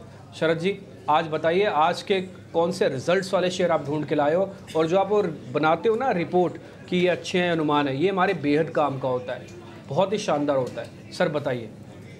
जी बिल्कुल डिम्पी, आपने मेरी पूरे साल की तारीफ एक ही दिन में कर दी। बहुत इंपॉर्टेंट बताता हूँ कि अब जो अर्निंग्स के फैग एंड सीज़न में आ गए, ऑलमोस्ट 1 हफ्ता बाकी है, लेकिन आप याद रखिए जो नतीजे आए हैं, स्ट्रॉन्ग सेट ऑफ नंबर्स की अगर बात करें तो Kaynes Tech, Endurance Tech, Sansera Engineering जैसे स्टॉक्स में जो है अनुमान से बेहतर जो आप कह सकते हैं रिजल्ट्स देखने मिले। और अनुमान मुताबिक देखें तो बड़े नाम भी इसमें शामिल हैं, वोडाफोन आइडिया, त्रिवेणी टर्बाइन और एक्सो नोबल जैसे स्टॉक्स को लेके। कमज़ोर नतीजे में ऑफकोर्स जेके पेपर यहाँ पे जो है बड़ी मार पड़ी है। कॉनकोर, डीसीएक्स जैसे स्टॉक्स जो है यहाँ पे फोकस में रहेंगे। और याद रखिए इस जो जितने भी हमने स्टॉक्स लेके आते हैं, कम से कम आप कह सकते हैं 150 से 200 अर्निंग्स आई थी, वहाँ से हमने छाट के जो है आपको जो सबसे काम वाली चीज़ है वो आपको स्क्रीन पे हमने ले आई है। लेकिन कुछ डिटेल्स में कुछ अर्निंग्स पे भी जाते हैं। सबसे पहला है कायन्स टेक्नोलॉजी का, यहाँ पे नेट रेवेन्यू तीनों ही जो सेगमेंट्स है अनुमान से कम नतीजे देखने मिले हैं। एंड्योरेंस टेक में जो है कैपेक्स की अनाउंसमेंट्स तो हो ही रही है, लेकिन जब मार्जिन्स आई है, बिड्डा आई है, यहाँ पे सिग्निफिकेंट जंप देखने मिला है, तो स्टॉक में आज तेज़ी देखने मिल सकती है। रेस्टोरेंट्स ब्रांड्स एशिया के बारे में अगर मैं बात करूँ तो बहुत स्ट्रॉन्ग नंबर्स आए हैं, और ये एकमात्र QSR प्लेयर है जिसने एक positive same store sales growth लाया है। तो ये बहुत इंपॉर्टेंट पॉइंट है, इसको आप ज़रूर नोट करिए, क्योंकि सारे QSR कंपनीज़ के नतीजे बहुत ख़राब इस क्वार्टर में देखने मिले थे। सनसेरा इंजीनियरिंग की बात करें तो 150 बेसिस पॉइंट्स का जो है आप कह सकते हैं मार्जिन जंप आया है। रेवेन्यू में भी 20% का अच्छी ग्रोथ देखने मिली है। स्मॉल कैप स्पेस से ये जो है अर्निंग्स हमने पिकअप की है वो है इंडियन ह्यूम पाइप की। यहाँ पे जो है मार्जिन्स जो है वो देखिए, यहाँ पे ऑलमोस्ट 964 बेसिस पॉइंट्स का जंप देखने मिला है। तो कामकाजी मुनाफे बहुत स्ट्रॉन्ग आया है। बायकॉन भी फोकस में रहेगा और यहाँ पे जो है इंटरेस्ट बहुत बढ़ी जा रही है। पिछले 2 हफ्ते से वॉल्यूम से अच्छी स्ट्रेंथ आई है और मार्जिन से बात करें तो यहाँ पे थोड़ी गिरावट ज़रूर आई है, लेकिन इनलाइन सेट ऑफ नंबर्स है। वही वोडाफोन आइडिया की बात करें तो इनलाइन सेट ऑफ नंबर्स यहाँ पे देखने मिले और ARPU में स्लाइट इंक्रीज सिक्वेंशियली आया है। बट बाज़ार को जो है आगे जाते हुए देखना है कि टेलीकॉम के जो टैरिफ हाइक है वो एक बड़ा ट्रिगर हो सकता है एंड ऑफ कोर्स जो उनकी फ़ंड की जो है इंक्रीज़ देखने मिल रही है। JK पेपर, हालांकि जो पेपर कंपनीज़ के अर्निंग्स होते हैं 4th क्वार्टर में अच्छे होते हैं पर इस बार डिसअपॉइंट कर दिया है JK पेपर ने। इसका 2 कारण है, इनकी जो रियलाइजेशन है उसमें अक्रॉस सेगमेंट्स ख़राब इम्पैक्ट देखने मिला है और जो राइजिंग इंपोर्ट्स आ रही है पेपर की तो उसके कारण उनका टॉप लाइन भी जो है इम्पैक्ट आया है। कॉनकॉर की बात करें तो उनके एक्सिम बिजनेस की प्रॉफिटेबिलिटी में जो है थोड़ी सी दाग लगी है और उसके कारण जो है नंबर्स मार्जिनली एस्टिमेट से कम आए हैं। तो कॉनकॉर और JK पेपर के largely weak set of numbers हैं। तो ये तो ओवरऑल अर्निंग्स की हमने आपकी पूरी बातचीत बता दी है। अब मेरे से जुड़ेंगी अशेषा, जहाँ पे खबरों वाले शेयर्स हैं उस पर जो है पूरी फोकस रहेगी। अशेषा, की बात करते हैं तो रिलायंस जियो, भारती एयरटेल और वोडाफोन आइडिया तीनों ही टेलीकॉम काउंटर्स फोकस में रहेंगे। टेलीकॉम डिपार्टमेंट ने तीनों ही टेलीकॉम कंपनीज ने कितना अर्नेस्ट मनी पे किया है उसकी डिटेल्स पब्लिश की है, उससे हम अंदाज़ा लगा सकते हैं स्पेक्ट्रम का खर्चा कितना हो सकता है। तो रिलायंस जियो ने करीब 3000 करोड़ की डिपॉजिट भरी है, तो स्पेक्ट्रम का एस्टिमेट एक्सपेंडिचर करीब 35,000 करोड़ के आसपास हो सकता है। इसी के साथ भारती एयरटेल की बात करते हैं, करीब 12,000 करोड़ का स्पेक्ट्रम एक्सपेंडिचर कंपनी कर सकती है और वोडाफोन आइडिया 3,500 करोड़ का। इसके अलावा PB फिनटेक की बात करते हैं तो एक आज बड़ी ब्लॉक डील एक्सपेक्टेड है। मैनेजमेंट यानी जो CEO और वाइस चेयरमैन है वो अपना स्टेक बेचना चाहते हैं। 1.86% की ब्लॉक डील आज के ट्रेडिंग सेशन में हो सकती है। कल के मार्केट प्राइस के कंपेयर करें तो 6% के डिस्काउंट पे ये ब्लॉक डील होगी, तो PB फिनटेक पर भी अपनी नज़र रखें। इसके बाद वेदांता की बात करते हैं। कल बैठक थी बोर्ड ऑफ डायरेक्टर्स की, जहां पहले इंटरिम डिविडेंड का ऐलान किया है। FY25 का ये पहला इंटरिम डिविडेंड है। 11 रुपए प्रति शेयर का डिविडेंड अनाउंस किया है और इसी के साथ 8,500 करोड़ रुपए कंपनी जुटाना चाहती है। तो 2 बड़ी अनाउंसमेंट्स है जिसके चलते वेदांता में भी आज एक्शन दिखेगा। इसके बाद एंड्योरेंस टेक्नोलॉजीज की बात करते हैं तो कंपनी का एक ग्रीनफील्ड प्रोजेक्ट है औरंगाबाद में, वो सेटअप हो चुका है। 900 MT की कैपेसिटी होगी और 400 करोड़ के इन्वेस्टमेंट पे ये नया प्लांट कमीशन किया है जो फर्स्ट क्वार्टर FY26 में प्रोडक्शन शुरुआत करेगा। तो बड़ी न्यूज़ है, एंड्योरेंस टेक्नोलॉजीज़ पर भी अपनी नज़र रखें। इसके बाद 3 टेक्सटाइल काउंटर्स फोकस में रहेंगे, वेल्सपेन इंडिया, गोकुलदास एक्सपोर्ट्स और टेक्सटाइल एक्सपोर्टर्स। कुछ नेगेटिव कमेंट्री आई है वॉलमार्ट से, उनका मानना है कि होम फर्निशिंग्स के डिस्क्रिशनरी कंजम्पशन पर एक्सपेंडिचर कम होगा, तो नेगेटिव कमेंट्री है। तीनों ही टेक्सटाइल काउंटर्स आज फोकस में रहेंगे। सांघवी मूवर्स की बात करते हैं, कल के ट्रेडिंग सेशन में भी फोकस में था और आज भी फोकस में रहेगा। बोर्ड ने स्टॉक स्प्लिट अनाउंस किया है 1:2 के रेशियो में। अगर आपके पास 1 शेयर है तो वो स्टॉक स्प्लिट होकर 2 शेयर बन जाएंगे। डिक्सन टेक्नोलॉजीज कंपनी ने एसर के साथ पार्टनरशिप की है कंज्यूमर अप्लायंस प्रोडक्ट्स के मैन्युफैक्चरिंग के लिए। और इसी के साथ ET न्यूज़पेपर में न्यूज़ आई है कि रियलमी के साथ भी कंपनी पार्टनरशिप किया है। तो 2 बड़े पार्टनरशिप्स हैं जिसके चलते डिक्सन टेक्नोलॉजीज़ पर स्ट्रीट की नज़र रहेगी। इंडोको रेमेडीज़ की भी बात कर लेते हैं। कंपनी की एक मैन्युफैक्चरिंग फैसिलिटी है नवी मुंबई में, जहाँ से API मैन्युफैक्चरिंग के लिए 0 ऑब्जर्वेशंस मिले हैं कंपनी को US FDA से। और कैनप्लास सिमस्टार, इसकी भी बात कर लेते हैं। कंपनी ने नया LOI लेटर ऑफ इंटरेस्ट मिला है कुछ मैन्युफैक्चरिंग के लिए API सेगमेंट में, तो कुछ नए ऑर्डर विंस के चलते कैम्प्लास सनमार्क पर भी फोकस रहेगा। ठीक है, बहुत बहुत शुक्रिया शेषा, पूरी लिस्ट सामने रखने के लिए। तो कई सारे काउंटर्स हैं नतीजों के दम पे, खबरों के दम पे जो फोकस में रहेंगे, पर ब्रोकरेजेस की रिपोर्ट रिजल्ट्स पे और साथ ही अन्य काउंटर्स पे किस तरीके से आई है, कहाँ पे आए हैं अपग्रेड्स, कहाँ पे टारगेट प्राइस बढ़ाया है, ये सभी लिस्ट लेते हैं, लिस्ट जानते हैं। हमारी सहयोगी पूजा हमारे साथ जुड़ चुकी हैं ये पूरी जानकारी के साथ। पूजा, वेरी गुड मॉर्निंग, बताइए कहाँ पे है रिपोर्ट्स? जी गुड मॉर्निंग। शुरुआत महिंद्रा एंड महिंद्रा से करेंगे। कल नतीजे आए कंपनी के और उसके बाद जो रिपोर्ट्स आई हैं वो काफ़ी मिक्स्ड हैं।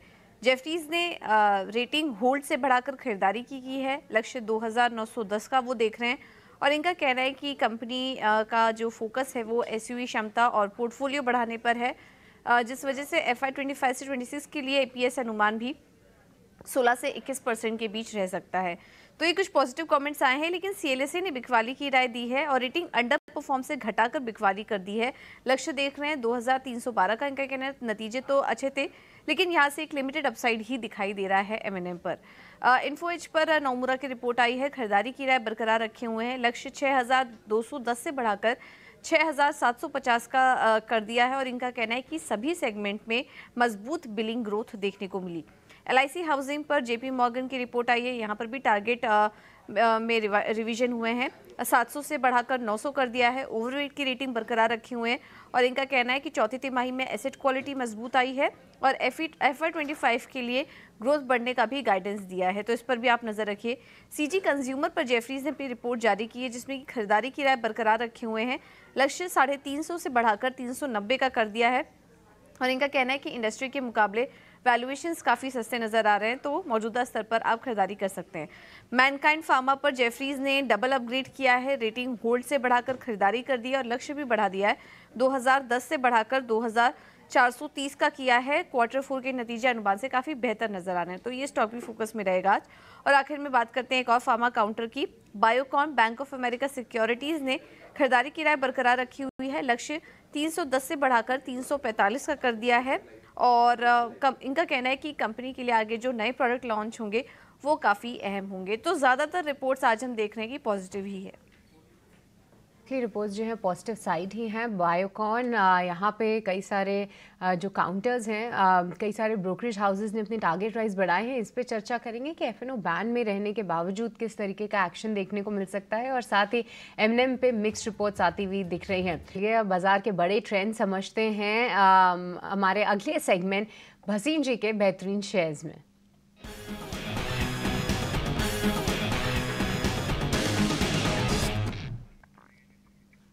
वसीम जी, आपका बहुत बहुत स्वागत है। Very good morning. जिस तरीके से हम ग्लोबल बाजारों की तेज़ी देख रहे हैं, कल देखिए डाउ भी 40,000 के स्तर दिखा चुका है।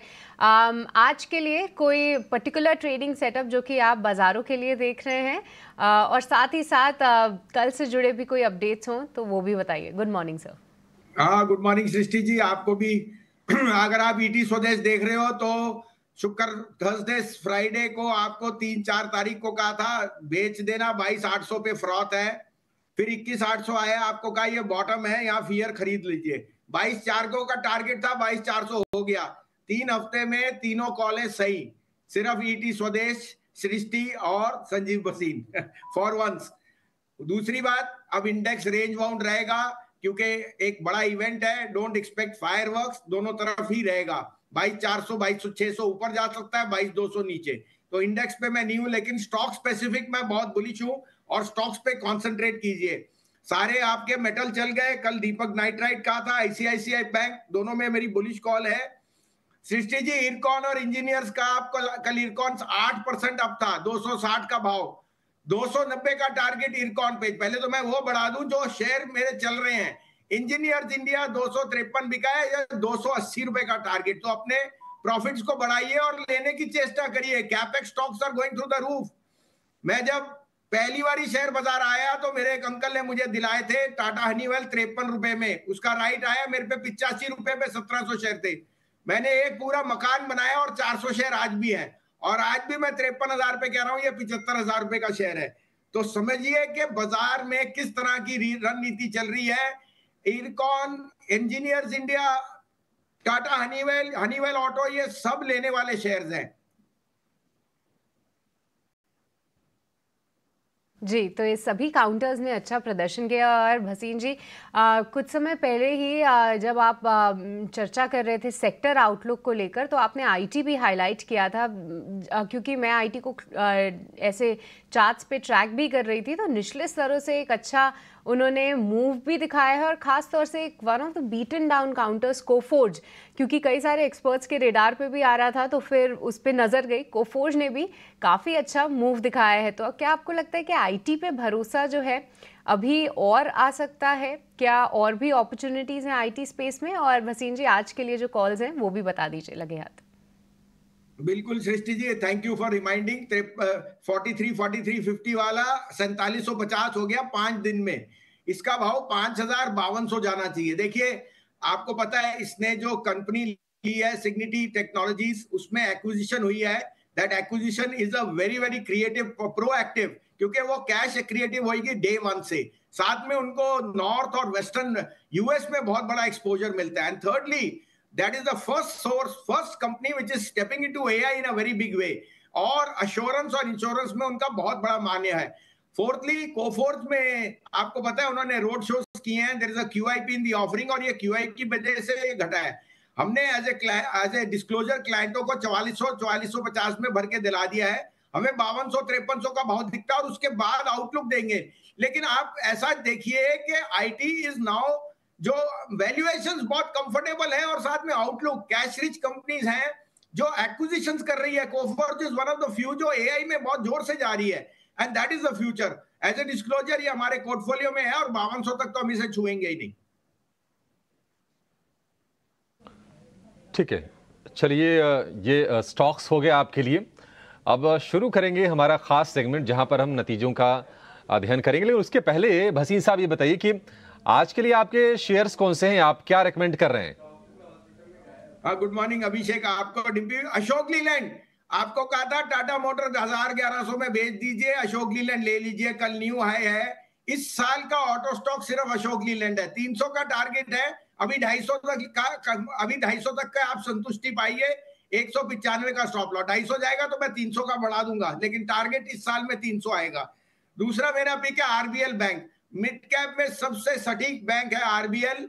इसमें कोई प्रमोटर के पास 1.5% से ऊपर नहीं है। Mahindra are the largest share holder with 4% stake, और मुझे लगता है जैसे जैसे इनकी निम और नेट इंटरेस्ट इनकम और मार्जिन दोनों बढ़ रही हैं, I would say this stock is due for a re rating. वैसे तो 350 जाएगा, अभी 270 के लिए आप लीजिए, 244 का stop loss. And last but not least IRCON में टारगेट बढ़ा दीजिए, 255 में जो भाव है 240 का स्टॉप लॉस हो गया, जो मेरी एंट्री प्राइस थी 232 की थी, और 288 का टारगेट।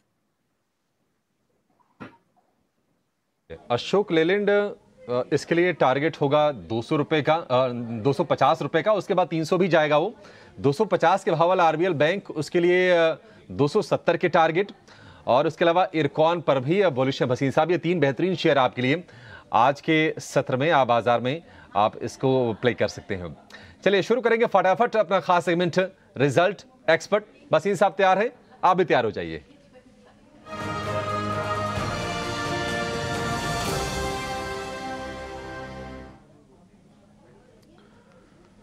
भसीन साहब चलिए फटाफट शुरू करते हैं। ये सेगमेंट नतीजों की लंबी लिस्ट है, तो क्विकली आपसे राय चाहेंगे। शुरुआत हम बायोकॉन से कर लेते हैं भसीन साहब। नंबर इसके इनलाइन रहे, हालांकि प्रॉफिट में 40% की गिरावट है, एबिडा पर भी प्रेशर है, मार्जिन पर भी प्रेशर है, रेवेन्यू बढ़ी है। बायोकॉन आपको कैसी लगती है कंपनी, नतीजों के बाद क्या करें? नहीं, बायोन डिक्लाइन है। देखिए इसमें आप ये लेके चलिए 8% इसका R&D पे एक्सपेंस जाता है, और वो वन ऑफ होता है, सीजनल फैक्टर है, बट इनके जो इंसुलिन का बायो प्रोडक्ट्स हैं वो बहुत बढ़िया कर रहे हैं। I would recommend Biocon to be in your portfolio. Decline पे जरूर लीजिए, लेकिन मेरे को इसका 450 का टारगेट दिखता है इन दिस ईयर इटसेल्फ। और बायोकॉन एक अंडर परफॉर्मिंग स्टॉक था, लेकिन बिजनेस बहुत स्ट्रांग है, और अब मुझे लगता है that business is only gathering traction. तो वन ऑफ था because of higher R&D expenses, but ये शेयर आपके पोर्टफोलियो में जरूर होना चाहिए। पर खरीदना है बायोकॉन को, जिसके पास है उसको होल्ड की सलाह है। वोडाफोन आइडिया भसीन साहब, घाटा इसका थोड़ा और बढ़ गया है, हालांकि आरपू भी इन्होंने सुधारा है अपना। वोडाफोन, इस घाटे से घबराने की जरूरत है, या फिर जो कुछ करेक्टिव मेजर्स कंपनी ले रही है हाल फिलहाल उस पर फोकस करे, ज्यादा फायदेमंद वो होगा? देखिए एज ए डिस्क्लोजर हमारा इस पे पोजीशन है, हमने रेकमेंड भी किया है। 142 का आरपू है, 40% का एबिटा है, और आपको पता है कि ये जो 20,000 करोड़ है वो अगले 2-3 साल में कैपेक्स में जाएगा। 5G में एबिलिटी आ जाएगी, 4G में एक्सपैंड कर रहे हैं, 3G और 4G में उनके नंबर बढ़ रहे हैं, और आई थिंक जो एट्रिशन है वो खत्म हो जाएगा। तो ये 1 साल का प्ले है जो डबल हो जाएगा। सब कुछ इन द प्राइस है, यहां से सिर्फ शेयर बढ़ सकता है। ठीक है, 1 साल में डबल होने की उम्मीद है। वोडाफोन आइडिया 12 से 13 रुपए के बीच का इसका भाव है, आप इसको रखिए। एंड्योरेंस टेक्नोलॉजीज बहुत ही स्ट्रांग इसके नंबर्स आए हैं एंड्योरेंस टेक्नोलॉजीज के, और मुनाफे में 54% की ग्रोथ है, मार्जिन करीब करीब 13% से बढ़ाकर 14.5% कर लिया है एंड्योरेंस टेक्नोलॉजीज ने, और आय भी 20% बढ़ी है। भसीन साहब, ये कंपनी आपको कैसी लगती है? बिल्कुल, मिड कैप आईटी बहुत पसंद है। हमने पहले भी आपको 43-4400 पे कोफोर सजेस्ट किया था, अभी भी हम कहते हैं कोफोर जस्ट स्टार्टिंग अ जर्नी, और एंड्योरेंस में है तो बने रहिए, कोई भी डिप मिले तो लीजिए, but you must be in mid cap IT mid cap stocks are just starting their way, और मुझे लगता है अगले 3 महीने में they will be outperformers. ठीक है, गिरावट पर यह भी खरीदारी करिए एंड्योरेंस टेक्नोलॉजीज में। जेके पेपर ने इस साल कमाई करा के भसीन साहब दिया नहीं है निवेशकों को, और नतीजे भी आए हैं इसके कमजोर। रेवेन्यू फ्लैट है ऑलमोस्ट, प्रॉफिट में 1.5% की गिरावट है, और मार्जिन पर ज्यादा प्रेशर है। 7% की भारी भरकम गिरावट है मार्जिन में, 7.25% की। जेके पेपर क्या करे जिसके पास है? नहीं, मेरे को लगता है प्रॉफिट बुक करना चाहिए। अगर आपको एक शेयर जो क्वाज़ाई पेपर में भी है वो है ITC Bhadrachalam is part of it, और उनके जो बाकी बिजनेसेस है they are firing on all cylinders including paper. तो मुझे लगता है convert this stock into ITC, you will be in a very very sweet spot, क्योंकि उसमें सारे बिजनेसेस हैं, और ITC Bhadrachalam is the 3rd largest pulp producer in the country, और मुझे लगता है ITC will be a good switch at this price from JK paper. JK paper से आईटीसी में स्विच कर लिए। कॉनकॉर के शेयर को हमने भसीन साहब चलते हुए देखा है, 1000 रुपए के ऊपर का भाव इसका हो गया है। हालांकि नतीजे आए हैं कमजोर, आय में 6.5% है, मुनाफे में 10%, और मार्जिन हालांकि उन्होंने बढ़ाया है 1%। कॉनकॉर, क्या ये भी बाय ऑन डिप्स वाला शेयर है? बिल्कुल बिल्कुल अभिषेक जी, देखिए उसका ये सीजनल क्वार्टर होता है जहां उनका एग्जिम मार्केट में कमजोरी आई है, बाकी उनकी रेक्स में अब बढ़ोतरी हो गई है, और मुझे लगता है मार्जिन बढ़ने वाले हैं, मार्जिन भी बढ़ेंगे, एबिटा भी। ये शेयर मेरे हिसाब से 1400-1500 का भाव होना चाहिए एक साल में। जिस रफ्तार से रेन मॉडर्नाइजेशन, ट्रांसपोर्ट और ये मोनोपोली बिजनेस है, एग्जिम जो बिजनेस है इनका वो एक वन ऑफ था, मुझे लगता है ये अगले क्वार्टर से स्टेबलाइज होएगा। कोई भी डिक्लाइन मिले तो लीजिए कॉनकॉर। ठीक है, गिरावट पर कॉनकॉर को भी खरीदना है। सीजी कंज्यूमर, इसके नतीजे हम देख रहे हैं कि रेवेन्यू में 10% का उछाल है, प्रॉफिट में 1.5% की बढ़त है, मार्जिन हालांकि इनका थोड़ा सा गिरा है। सीजी कंज्यूमर, इसमें क्या करें भसीन साहब? भी बिल्कुल होल्ड है। देखिए कंज्यूमर स्टॉक्स पर्टिकुलरली हैवेल्स और वोल्टास मेरे टॉप फेवरेट थे, वो दोनों ने बहुत आउट परफॉर्म, इनफैक्ट हैवेल्स और वोल्टास तो ऑलमोस्ट डबल से ज्यादा हो गए, और सीजी कंज्यूमर भी उसी क्षेत्र में बहुत अच्छा कर रहा है। इनफैक्ट इनका जो कूलर मार्केट है वो बहुत स्ट्रॉन्ग ग्रोथ दिखा रहा है, और गर्मी जैसे पड़ रही है वो I think lower end of strata में इंक्रीज होएगा। डिक्लाइन पे लेने की चेष्टा कीजिए। ठीक है भसीन साहब, 2 शेयर, एक तो खैर क्रॉम्पटन ग्रीव्स कंज्यूमर हमने पूछ लिया, वी-गार्ड बता दीजिए। मार्केट बंद होने के जस्ट पहले इसके नतीजे आ गए थे, नतीजे ठीक ठाक लग रहे हैं, मार्जिन भी बड़ा है, प्रॉफिट में 45% की ग्रोथ है, आय 18% बढ़ी है, और दूसरा पेंट वाली कंपनी एक्जो नोबेल, इसके नंबर्स भी ठीक ठाक ही दिख रहे हैं एक्जो नोबेल के। हाँ, मेरे को एक्सो नोबेल तो वैसे डिस्क्लोजर मेरे पोर्टफोलियो में है, जब ये इंडियन एक्सप्लोसिव्स होता था 20 साल पहले, और उसके बाद एक्सो ने इसको टेक ओवर कर दिया। ड्यूलक्स पेंट आज भी इनकी बहुत हायरार्की है, और इनकी जो ब्रांड है वो अनबिलीवेबल है, और ये चाहे थोड़ा सा कंपटीशन ग्रासिम से आएगा, I think still Asian and Akzo Nobels are blue chips to hold in your portfolio. कोई भी डिक्लाइन पे लीजिए। वी-गार्ड में भी मेरी होल्ड की रेटिंग है। ठीक है, एक्सो नोबेल गिरावट पर लीजिए, वी-गार्ड में भी होल्ड की रेटिंग है। चलिए भसी साहब, बहुत शुक्रिया आपका समय देने के लिए और इन तमाम स्टॉक्स पर अपनी रणनीति बताने के लिए। Thank you so much sir. अगले एक्सपर्ट को जोड़ेंगे, स्नेहा पोद्दार हमारे साथ जुड़ गई हैं, आज की फंडामेंटल एक्सपर्ट, और स्नेहा से कुछ शेयरों पर चलिए हम व्यू ले लेते हैं। अच्छा, M&M पर ना 2 रिपोर्ट्स आई हैं, और दोनों के दोनों, एक तो CLSA ने उसको डाउनग्रेड किया है, सेल की रेटिंग दी है, हालांकि टारगेट थोड़ा सा बढ़ाया है, लेकिन दूसरी ओर अगर आप देखेंगे तो जेफरीज ने उस पर अपग्रेड किया है और बाई की रेटिंग दी है 2910 रुपए के लक्ष्य के लिए। स्नेहा जी नमस्कार, आप बताइए आप की सलाह क्या है M&M को लेकर, क्या करना चाहिए शेयर में? जिसकी दुविधा हो इन रिपोर्ट्स के बाद, आप जरा उसको दूर कीजिए। जी नमस्कार। तो हम लोग काफ़ी पॉजिटिव है एम&एम में, स्पेशली उसके नंबर्स के बाद अगर हम देखें तो एस्टिमेट से काफ़ी बेटर आए हैं नंबर्स, और दोनों ही उसके ऑटोमोबाइल और फार्म इक्विपमेंट सेगमेंट दोनों में रियलाइजेशंस काफ़ी अच्छे स्तर से इम्प्रूव आए हैं। वॉल्यूम्स भी अच्छे हैं। अभी आगे जाके अगर हम आउटलुक की बात करें तो यूवी सेगमेंट में ऑर्डर बुक ऑलरेडी काफ़ी स्ट्रॉन्ग है और कंपनी कई नए लॉन्चेस प्लान आउट कर रही है। इनफैक्ट जो रिसेंट में न्यू लॉन्चेस है उनमें हमने बहुत ही स्ट्रॉन्ग रिस्पॉन्स देखा है। इनफैक्ट जो एसयूवी X30 लॉन्च हुआ था recently, so within 1 hour हमें काफी स्ट्रॉन्ग नंबर्स देखने को मिले। मोरवर IMD के रिपोर्ट्स के हिसाब से मॉनसून इस बार काफी अच्छा एक्सपेक्टेड है। In fact monsoon probably 1 to 2 days prior hit हो सकता है केरला में। सो ये सब देखते हुए ट्रैक्टर में रिकवरी मैनेजमेंट एक्सपेक्ट करिए। तो दोनों ही सेगमेंट इसके अच्छे करने चाहिए और हम लोग काफी पॉजिटिव है 1 ईयर पर्सपेक्टिव से, और हमारा लक्ष्य इसमें बनता है 2720।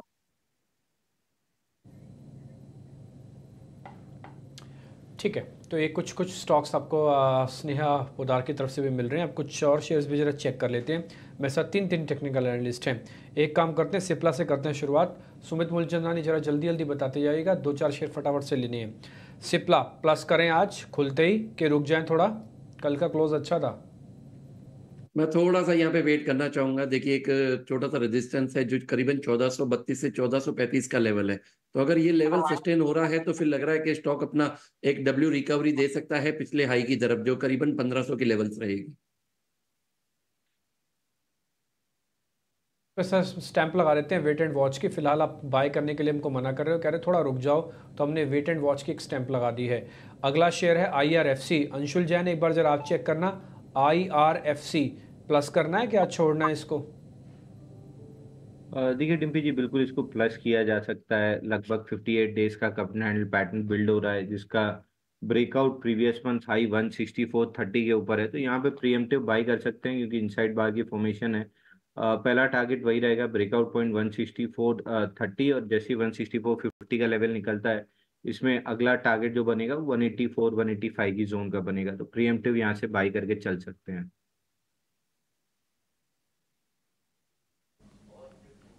60-50 तक का टारगेट भी आ सकता है, तो आप लगाइए इस पे जरा स्टैम्प बाय की। पहला हो गया वेट एंड वॉच, दूसरा हो गया बाय, तीसरा शेयर है ग्यूफिक बायो। संतोष सर एक बार जरा आप चेक करना, ग्यूफिक बायो GUFIC।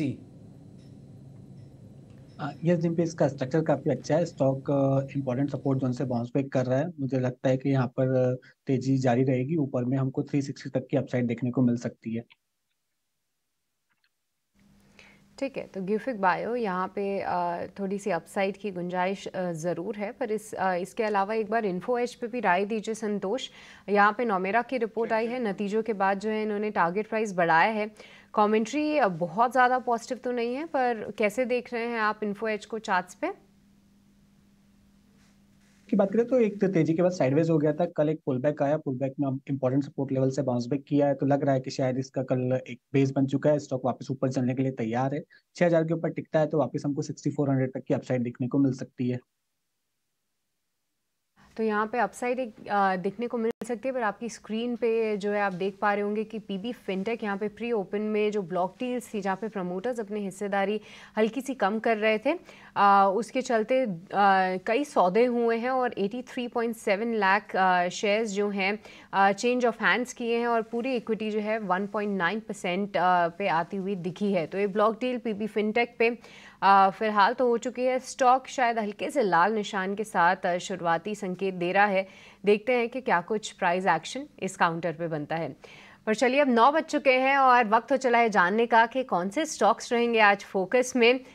रुक करेंगे शरद के पास जो कि जुड़ चुके हैं हमारे साथ 9 बजे के नवरत्न शेयर्स लेकर। ओवर टू यू शरद। जी बिल्कुल, जो पहला स्टॉक रहेगा वो रहेगा एंड्योरेंस टेक। इनके नतीजे जो है बहुत स्ट्रांग देखने मिले हैं और याद रखिए जो ग्रॉस मार्जिन है भारत और उनके जो यूरोप बिजनेस है दोनों ही अनुमान से बेहतर देखने मिला है। भारत में जो 2 व्हीलर सेगमेंट है वहाँ पे ऑटो एंसिलरी प्रोडक्ट्स की जो है डिमांड स्ट्रांग आई है। वही अगर यूरोप की बिजनेस की बात करें तो वहाँ पे जो पैसेंजर व्हीकल की प्रोडक्शन है वहाँ पे एक अच्छी इंप्रूवमेंट देखने मिली है। रेस्टोरेंट्स ब्रांड्स एशिया यहाँ के नतीजे बहुत स्ट्रांग देखने मिले हैं और ये एकमात्र QSR कंपनी है ने जो है पॉजिटिव SSG ग्रोथ यानी कि सेम स्टोर सेल्स ग्रोथ जो है रजिस्टर किया। उनके जो पीयर्स हैं उन्होंने फ्लैटिश या नेगेटिव अभी तक रिपोर्ट किया है। इसके अलावा उनके जो इंडोनेशिया बिजनेस है वो एबिटा पॉजिटिव हो गई है और ये पहली बार हुई है सिंस थर्ड क्वार्टर। जेके पेपर यहाँ पे एक्सपेक्टेशंस थी कि जो पेपर इंडस्ट्री के स्टॉक्स है फोर्थ क्वार्टर जनरली स्ट्रांग होती है, लेकिन यहाँ पे स्ट्रीट को डिसअपॉइंट किया है। सेलिंग प्राइसेस जो है उसका जो प्रेशर देखने मिला है क्योंकि इंपोर्ट्स बढ़ गई हैं, उसके कारण जो है नंबर्स थोड़े वीक आए हैं और जो रॉ मटेरियल कॉस्ट की जो प्राइसिंग भी है वो भी बढ़ी है, तो उसके कारण रियलाइजेशन भी कम हो गया और ये सारे कैटेगरीज में जो है देखने मिला है। पीबी फिनटेक का भी अभी ब्लॉक डील हुआ ऑलमोस्ट 1.9% स्टेक का। एक्सपेक्टेड है कि उनके जो CEO हैं और उनके जो है वाइस चेयरमैन उन्होंने जो है सेलिंग की है। याद रखिए ये प्रमोटर के जो डेफिनेशन में नहीं आते, पर ये मैनेजरियल पोस्ट के लोग हैं जो है बिकवाली करने वाले हैं। डिक्सन टेक्नोलॉजी के 2 इंपॉर्टेंट पॉजिटिव न्यूज़ फ्लोज आए हैं। एक तो है MOU किया है एसर के साथ। आप जानते हो कि एसर के लैपटॉप बनते हैं, लेकिन एसर के एक और प्रोडक्ट लाइन है जो कंज्यूमर अप्लायंस प्रोडक्ट्स भी है, उसमें डिक्सन टेक का करार हुआ है। और ET के रिपोर्ट्स आ रही है कि रियलमी जो फ़ोन वाली कंपनी है उनके लिए डिस्प्ले मॉडल्स भी वो बना सकते हैं। तो 2 अहम न्यूज़ फ्लो डिक्सन टेक में देखने मिल रहा है। कल रात को जो है वॉलमार्ट के नतीजे आए थे और एक कमेंट्री उन्होंने पास किया था। वो कमेंट्री ये था कि जो डिस्क्रिशनरी गुड्स है जैसे कि होम फर्निशिंग्स, बेडशीट्स, वहाँ पे स्पेंडिंग कम हो रही है और जो लो टिकट आइटम साइज है उसमें स्पेंडिंग बढ़ रही है। तो मैंने वेल्सपन इंडिया, गोकुलदास एक्सपोर्ट्स को इसलिए लिया क्योंकि ये कंपनी जो है वॉलमार्ट को सप्लाई करते हैं और ये जो प्रोडक्ट सप्लाई करते हैं ये डिस्क्रिशनरी प्रोडक्ट्स होते हैं। तो अगर डिस्क्रिशनरी स्पेंडिंग्स कम हो रही है तो इनका जो डिमांड है उसमें भी सेंटिमेंटली नेगेटिव इम्पैक्ट पड़ सकता है। तो जो एक्सपोर्टर्स हैं आपके टेक्सटाइल के, वेल्सपन इंडिया, गोकुलदास एक्सपोर्ट्स, तो उनके लिए नेगेटिव न्यूज़ फ्लो है ये वॉलमार्ट के कमेंट्री को लेके। ET की भी एक इंपॉर्टेंट रिपोर्ट आई है जहाँ पे रूफटॉप स्कीम के बाद जो है फोकस हो रही है सोलर एग्रीकल्चर पंप स्कीम के ऊपर फोकस रहेगा और ये स्कीम जो है डायरेक्टली फार्मर्स को और वेंडर्स को डायरेक्टली नेशनल पोर्टल में मिलाएगा। तो इस सेगमेंट में 2 कंपनीज़ हैं जो ऑपरेट करते हैं, KSB और शक्ति pumps. End of course Tata power की भी एक होली ओन्ड सब्सिडरी है जो इस सोलर पंप कैटेगरी में डील करते हैं। तो ये 7 स्टॉक्स तो हमने बता दिए, उनके रिएक्शन और इम्पैक्ट क्या हो सकता है वो बता दिए। हमारा बिग बोल्ड ब्रोकरेज रहने वाला है जेफरीज पे, मैनकाइंड फार्मा पे। इन्होंने जो है अपग्रेड किया है, होल्ड था पहले, अब बाई किया है, जो लक्ष्य भी बढ़ा दिया है, 2010 से बढ़ा के 2430 कर दिया है। और यहाँ पे एक्सपेक्ट कर रहे हैं कि जो वित्त साल 2025 का गाइडेंस है कंपनी ने दिया है वो बहुत स्ट्रॉन्ग है और एक्सपोर्ट बेनिफिट जो है बहुत स्ट्रांगली देखने मिल सकता है, स्पेशली US के मार्केट में। और आगे जाते हुए कंपनी ने भी बयान दी है कि जो मर्जर एक्विजिशन है वो भी रेडी है करने के लिए क्योंकि उनके कैश रिजर्व बहुत बड़े हैं। हमारा आखिरी स्टॉक रहेगा खबर का सेगमेंट का। ये जो स्टॉक है वो है टीटागढ़ रेल सिस्टम्स। यहाँ पे जो है खबर आ रही है कि अगले 1 से लेकर 1.5 महीने में जो है वो अपने जो बैंगलोर की मेट्रो कोचेज है उसकी डिलीवरी स्टार्ट कर सकते हैं। और इम्पॉर्टेंटली जो एग्जीक्यूशन हो रही है जो डिलीवरीज़ की वो अब अपने नियर कंप्लीशन में है, वो जिस प्रोसेस को लेके बात कर रहे हो। और छोटे छोटे शहर जैसे कि भुवनेश्वर में भी जो है एक इम्पॉर्टेंट आप कह सकते हैं पुणे के जो है कोचेज़ वो जो है रिक्वायरमेंट्स भी आ रही हैं। तो 2-3 पॉजिटिव डेवलपमेंट जो है हमें टीटागढ़ रेल सिस्टम्स में देखने मिल रहा है। जी ओके, टीटागढ़ रेल सिस्टम, क्योंकि पूरे रेलवे काउंटर्स में काफ़ी अच्छा एक्शन है, इस पे भी चर्चा करेंगे हमारे एक्सपर्ट्स के साथ। पर इस बीच कुछ और काउंटर्स पे नज़र डालें तो एक बार LIC हाउसिंग फाइनेंस पे अंशुल क्विकली आप अपना टेक दे पाएंगे। JP मॉर्गन की रिपोर्ट आई है, यहाँ पे नतीजों के बाद उन्होंने टारगेट प्राइस बढ़ा के अब 900 रुपये कर दिया है। एक पॉजिटिव शुरुआत के साथ शायद इसकी तैयारी हो, कैसा दिख रहा है चार्ट्स पे अंशुल? देखिए LIC हाउसिंग फाइनेंस में मंथ के स्टार्ट में देखें तो हेवी रोल ओवर पोजीशंस आई थी और ऐसा लग रहा था कि इसमें कुछ बड़ा होगा और एग्जैक्टली वही पैन आउट होते हुए दिख रहा है। प्रीवियस मंथ लो के नीचे 2 फेल्ड लो की फॉर्मेशन रही है, हैमर कैंडल रही है और कल के सेशन में फॉलो थ्रू मूव मिला है। तो यहाँ से पहला लॉजिकल टारगेट बनता है प्रीवियस मंथ हाई 680 का और डेली चार्ट पे देखें तो लगभग 55 डेज का कप एंड हैंडल पैटर्न का ब्रेकआउट भी 680 तक का है। तो 680 तक इमीडिएट प्ले बनेगा, 680 के ऊपर ब्रेकआउट मिलता है तो फ्रेश लॉन्ग्स लेना चाहिए, 745 तक के टारगेट बनेंगे। तो यहाँ से 680 के लिए प्ले कीजिए, 680 के ऊपर सस्टेन करता है तो 745 के लिए प्ले करना चाहिए। ठीक है, तो यहाँ पे 680 के लिए आप नज़र बना सकते हैं, उसके ऊपर निकले तो फिर बड़े टारगेट्स ध्यान में रखें। पर दो ऑटो काउंटर्स पे राय जानना चाहेंगे संतोष आपसे, क्योंकि देखिए एमएनएम यहाँ पे अच्छे नतीजों के बाद ब्रोकरेजेस का भी भरोसा है, लगभग सभी ने जो है अपने टारगेट प्राइस बढ़ाए हैं। पर इसी के विपरीत मारुति सुजुकी कल यहाँ पे एक भारी गिरावट देखी थी और ईटी नाउ स्वदेश की ही खबर थी कि जब हाइब्रिड्स को लेकर टैक्स में कटौती की बातें चल रही थी, अब वो थोड़ी सी टलती भी दिखेंगी और जीएसटी काउंसिल में शायद उस पर चर्चा ना हो। उसके चलते एक स्टॉक पे कल एक रिएक्शन भी था, कई सारे ब्रोकरेजेस ने भी उसे हाईलाइट किया है कि हमारे चैनल की ही खबर के चलते हो सकता है कि कुछ इम्पैक्ट दिखे, क्योंकि कई सारे इन्वेस्टर्स बुलिश थे। ये दोनों पे ही कौन से इंपॉर्टेंट लेवल्स ध्यान में रखने हैं, बताइए। हाँ, ये सस्ती। पहले मारुति की बात करें तो मारुति में हमने एक पहले तेजी देखी थी, स्टॉक पिछले कुछ दिनों से साइडवेज हो गया है, 13,000 का साइकोलॉजिकल लेवल क्रॉस नहीं कर पा रहा, लेकिन नीचे आप नोटिस करोगे तो 12,000 1,000 पॉइंट की रेंज में ट्रेड कर रहा है। जब तक इस रेंज में इसी रेंज को प्ले करे 13,000 क्रॉस करेगा तब फ्रेश तेजी बनेगी। एमएनएम की बात करें तो बहुत ही स्ट्रॉन्ग काउंटर रहा है, में भी थोड़ा सा रिस्क रह सकता है क्योंकि स्टॉक अपनी मूविंग एवरेजेस से काफी दूर जा चुका है, तो एक पुल बैक या कंसोलिडेशन हो सकता है। तो ट्रेडर हैं तो किसी डिप या कंसोलिडेशन का वेट करें, इन्वेस्टर रेट पे बने रहिए।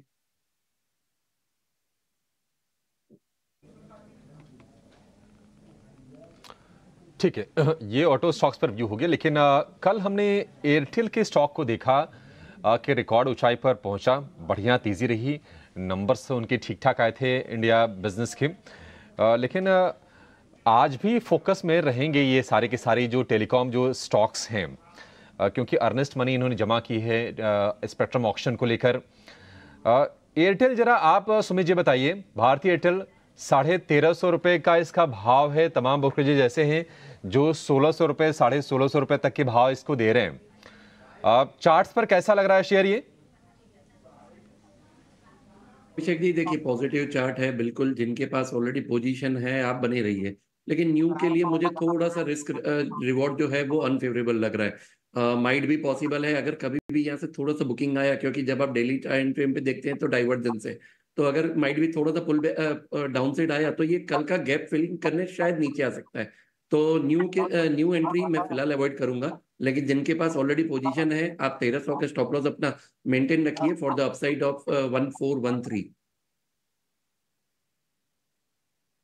ठीक है, भारतीय एयरटेल को लेकर ये व्यू। सांघवी मूवर्स का शेयर आज फोकस में रहेगा। दरअसल एक शेयर को दो में स्प्लिट करने को लेकर बोर्ड ने मंजूरी दी है, तो निश्चित तौर पर जब ये स्टॉक स्प्लिट होते हैं और लिक्विडिटी थोड़े शेयरों में बढ़ती है तो उसे सपोर्ट भी मिलता है। सांघवी मूवर अच्छे से चला है शेयर, ये जो क्रेन सर्विस वाली दोनों कंपनीज है ना, आप एस को देखिए, एक्शन कंस्ट्रक्शन को, या फिर सांघवी मूवर्स को, बढ़िया वहां पर हमने रफ्तार देखी है। सांघवी मूवर, संतोष जी आप बताइए क्या व्यू है आपका? यस अभिषेक, सांघवी मूवर और एक्शन कंस्ट्रक्शन तो बहुत बड़े वेल्थ क्रिएटर रहे हैं पिछले 1-2 सालों में, और सांघवी मूवर का स्ट्रक्चर अच्छा है, हालांकि अभी ऊपर से एक थोड़ा सा प्रॉफिट बुकिंग के साइंस दिख रहे हैं। मुझे लगता है 1100 के आसपास आके स्टॉक फिर से सपोर्ट लेगा, वो एक बेस रहेगा। अभी 1-2 दिन प्रेशर रह सकता है, लेकिन 1100 के आसपास सपोर्ट रहेगा, वहां से वापस बाउंस बैक देखने को मिलेगा। सांघवी मूवर को लेकर ये व्यू, लेकिन चलिए प्री ओपन की जो लेवल्स हैं वो सेटल हो गए हैं। निफ्टी की बात करें, 10-11 अंकों पर हल्की सी तेजी पर शुरुआत होने के संकेत हैं। निफ्टी बैंक की अगर बात करें तो वहां पर हम देख रहे हैं कि 135 अंकों की गिरावट पर शुरुआत होने की संकेत है, हालांकि एडवांस डिक्लाइन रेशियो अभी तो ठीक ही दिख रहे हैं। डिम्पी, 22,400 की कल की तेजी, आज गिफ्ट निफ्टी जो भी संकेत दे रहा था बिल्कुल आप सही कह रहे थे कि अच्छा उसको तो बिल्कुल बाजार देखता भी नहीं है। आज शुरुआत के बाद क्या करें? 22,400 के ऊपर की ही ओपनिंग हो रही है। देखिए, आज मार्केट के अंदर थोड़ा टेस्टिंग डे है, क्योंकि बाजार को ये बात समझ में आ रही है कि सोमवार की छुट्टी है और सोमवार को मेरे को एक राउंड की और इन्फॉर्मेशन मेरे हाथ में लगने जा रही है, that is percentage of a vote कितना है। इसलिए बाजार किसी तरह का कोई जोखिम नहीं लेना चाहेगा आज, ये कम से कम आज की ओपनिंग से ही सेंस हो रहा है। खैर अभी तो डाटा बना नहीं और मैं बिना डाटा के कुछ बोलूँगा भी नहीं, लेकिन मोटा मोटी मेरे को जितना समझ में आ रहा है वो अभी तक ये है, पहला पॉइंट। दूसरा पॉइंट, अगर आप बैंक निफ्टी को देखोगे वो तो बकायदा लाल निशान में खुल रहा है। बैंक निफ्टी देखिए, उसने ना अपना पुल बैक भी कंप्लीट नहीं किया, वो अभी भी तकलीफ के अंदर है। आप दोनों भुजाओं से काम करेंगे ना तब काम बनेगा आपका, तब आप स्वस्थ माने जाएंगे। एक भुजा में तो जल्दी आपका ठीक हो रहा है, लेकिन दूसरी भुजा यानी कि दूसरी बाजू में अभी भी थोड़ा बहुत दर्द है आपका, तो आप कंप्लीटली ठीक नहीं माने जाओगे। ये दूसरी भुजा है जो अभी कंप्लीटली ठीक नहीं हुई है। आपको आज देखना क्या है, आज आपको दो चीज़ें देखनी है। पहला, हम इस 48,000 को अचीव कर पाते हैं कि नहीं कर पाते बैंक निफ्टी में। अगर आज मेरे से पूछेंगे कि सबसे इंपॉर्टेंट चीज़ की होगी है मार्केट के अंदर, तो मैं दो चीज़ों का सबसे क्लोजली वॉच करूंगा। पहला, विक्स कितना बढ़ता और कितना घटता है। मेरे लिए कॉन्टिन्यूटी इफेक्ट विक्स के अंदर आना चाहिए, यानी कि विक्स का सेकेंड डे फिर टूटना चाहिए। अगर नहीं टूटता तो मेरे को लगा है कि अगर जो कल का एपिसोड था सिर्फ कल तक का ही था, उसके बाद आपको नए तरीके से फिर से सोचना होगा। दूसरा पॉइंट, मैं बैंक निफ्टी को भी वॉच करूंगा कि ये 48,000 कितना मेरे को दिखाता है। मैं आज निफ्टी को वॉच नहीं करूंगा, क्योंकि निफ्टी तो उस जगह पर आके पहुंच चुका है जहां पे टूट गया तब भी कोई दिक्कत नहीं, बढ़ गया तब भी कोई दिक्कत नहीं। वो इस वजह से टूटने पर तो मल्टीपल सपोर्ट है अब आपके पास जो आपने क्रिएट किए हुए हैं, और बढ़ने पर मल्टीपल रेजिस्टेंस का एरिया शुरू हो गया। 550 650 तक तो आप वैसे ही रुक जाएंगे। तो मेरे लिए आज वेट एंड वॉच निफ्टी नहीं है, आज एक्चुअली में मैं चेक करूंगा बैंक निफ्टी को कि वो 48,000 के कितना ऊपर या कितना नीचे जाता है, और दूसरा विक्स को चेक करूंगा। तो दो पॉइंट है। शुरुआत में खुलते समय कोई सौदा प्लस करूंगा, बिल्कुल नहीं करूंगा। शुरुआत में खुलते समय ऑप्शंस ट्रेड करूंगा, बिल्कुल नहीं करूंगा। कल एकदम से सडन राइज के साथ कॉल्स बढ़ी हुई थी, पुटें टूटी हुई थी। आज तो एडजस्टमेंट्स का दिन है, आज नॉर्मल तो होने दो, कल तो एबनॉर्मल थे क्लोजिंग में, और कल का ही डाटा लेके आज ओपन करेंगे हम। तो पहले नॉर्मलिटी आने दो 15-20 मिनट, उसके बाद फिर चेक करते हैं। आते हैं जरा शुरुआत में। देखिए M&M ने दिल खुश कर रखा है सभी का। M&M जो बढ़त मार्केट के अंदर M&M इस समय दिखा रहा है, देखिए समय भी होता है, जो इस समय दिखा रहा है ना वो बहुत ही शानदार है। करीब 2-2.5% ऊपर फिर से खुल रहा है। टाटा मोटर्स भी काफ़ी दिनों बाद आज आपको पहला टिक हरे निशान का दिखाएगा। ये पिछले 3 दिन से नॉन स्टॉप पिट रहा था। Power grid, Bharti Airtel, TCS, आप ये कुछ एक शेयर्स होंगे जो शुरुआत में बढ़कर खुलेंगे। साल का हाई खुलते ही M&M फिर से लगाएगा। जो शेयर कमज़ोर हैं उसमें है अदानी पोर्ट्स, उसमें खुलेगा HDFC बैंक, ये कमज़ोर है। एक्सिस बैंक कमज़ोर खुल रहा है। तो दो बड़े कंटेंडर तो मेरे को स्क्रीन पे पहले ही गैप डाउन दिख रहे हैं, जिसकी वजह से बैंक निफ्टी को कट भी लग गया है। वो है एक्सिस बैंक और HDFC। देखते हैं कितनी इसकी रिकवरी होती है। जैसे मैंने आपको शुरुआत में कहा, आज मैं बैंक निफ्टी को वेट एंड वॉच के मोड में डाल रहा हूँ।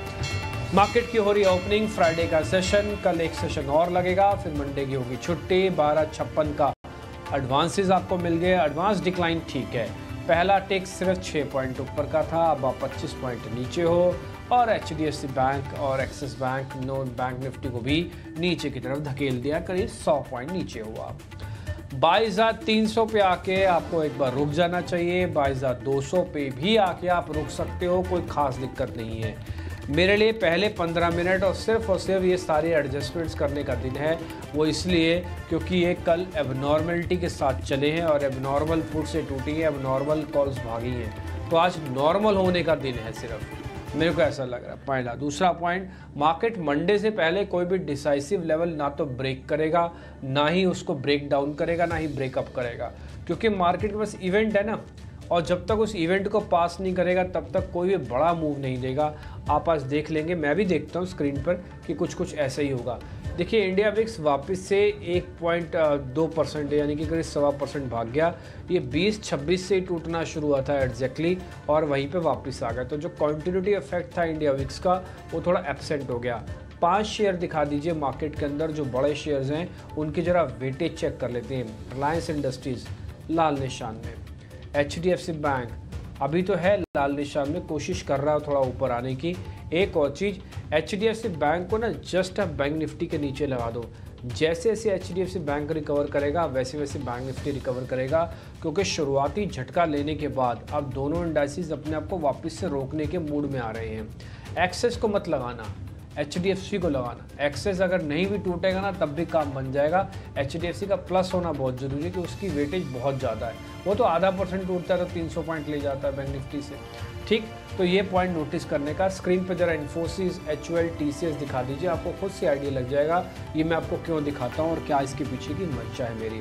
1400 शेयर और 400 शेयर हैं। बाजार अपनी था ढूंढने की कोशिश कर रहा है कल के बढ़िया मूवमेंट के बाद। अब आ जाते हैं अच्छा, एक चीज़ मैं आपको और नोटिस करा देता हूँ। आप जरा ये शेयर्स दिखाएंगे अंबानी ग्रुप के, अडानी ग्रुप के शेयर्स। आज हल्की हल्की प्रॉफिट बुकिंग यहाँ पर भी हो रही है। देखिए इवेंट से पहले बाजार थोड़ा सहमता है, थोड़ा डरता है, क्योंकि इसी चीज़ से तो जूझ रहा है वो।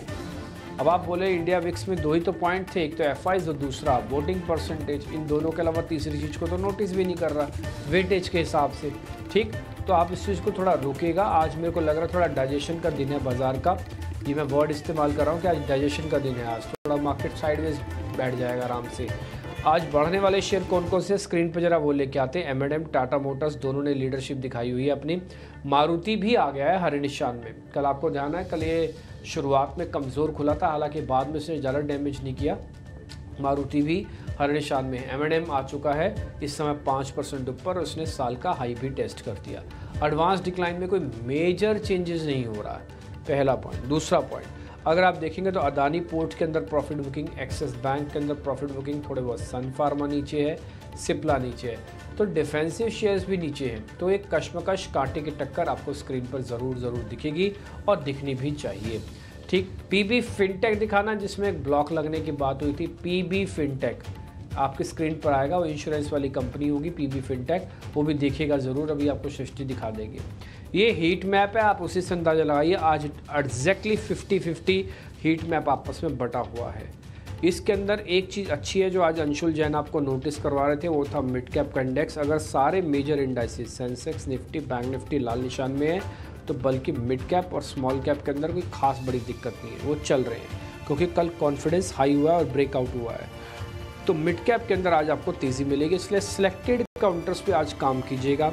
आज हो सकता है बड़े शेयर अपने आप को कूल ऑफ करें, थोड़ा ठंडा करें, लेकिन आज मिड कैप के अंदर वापस थोड़ा दम आ सकता है, जो अंशुल जैन भी आपको सुबह नोटिस करवा रहे थे। अब आपको जरा सृष्टि बता देंगे छोटे मझोले शेयर, यानी कि उसी मिड कैप कैटेगरी में से कौन से शेयर चल रहे हैं, फिर हम ओपनिंग के सौदा लेना शुरू करें। जी हाँ, तो अगर इंडेक्स की बात करें तो वहाँ पे अभी हरे निशान में ही ट्रेड हो रहा है, पर ढेर सारा स्टॉक स्पेसिफिक एक्शन है इस बीच। क्रॉम्पटन ग्रीव्स कंज्यूमर्स इलेक्ट्रिकल को देखिए, क्योंकि यहाँ पे जो हमने एक ब्रेकआउट देखा था इस काउंटर में, उसके बाद ये काउंटर ने पीछे मुड़ के नहीं देखा। शुरुआत के बाद ही देखिए 10% का अपर सर्किट जो है इस काउंटर ने दिखाया है, तो ज़बरदस्त मूव जो है आप क्रॉम्पटन ग्रीव्स में देख रहे हैं। इसके अलावा इन्फो एज भी अच्छे नतीजों के बाद हमने राय भी ली थी हमारे एक्सपर्ट से, यहाँ पे 6% की तेज़ी देखने को मिल रही है। ग्रैन्यूल्स इंडिया आज थोड़ा सा रिबाउंड जरूर कर रहा है। आज लिस्ट थोड़ी सी लंबी है, तो थोड़ा वक्त लेके आपके सामने कई सारे काउंटर्स रखना चाहूँगी। एंड्योरेंस टेक्नोलॉजीज हमारे सहयोगी लोग बता ही रहे थे कि 8% की यहाँ पे तेज़ी है अच्छे नतीजों के दम पे।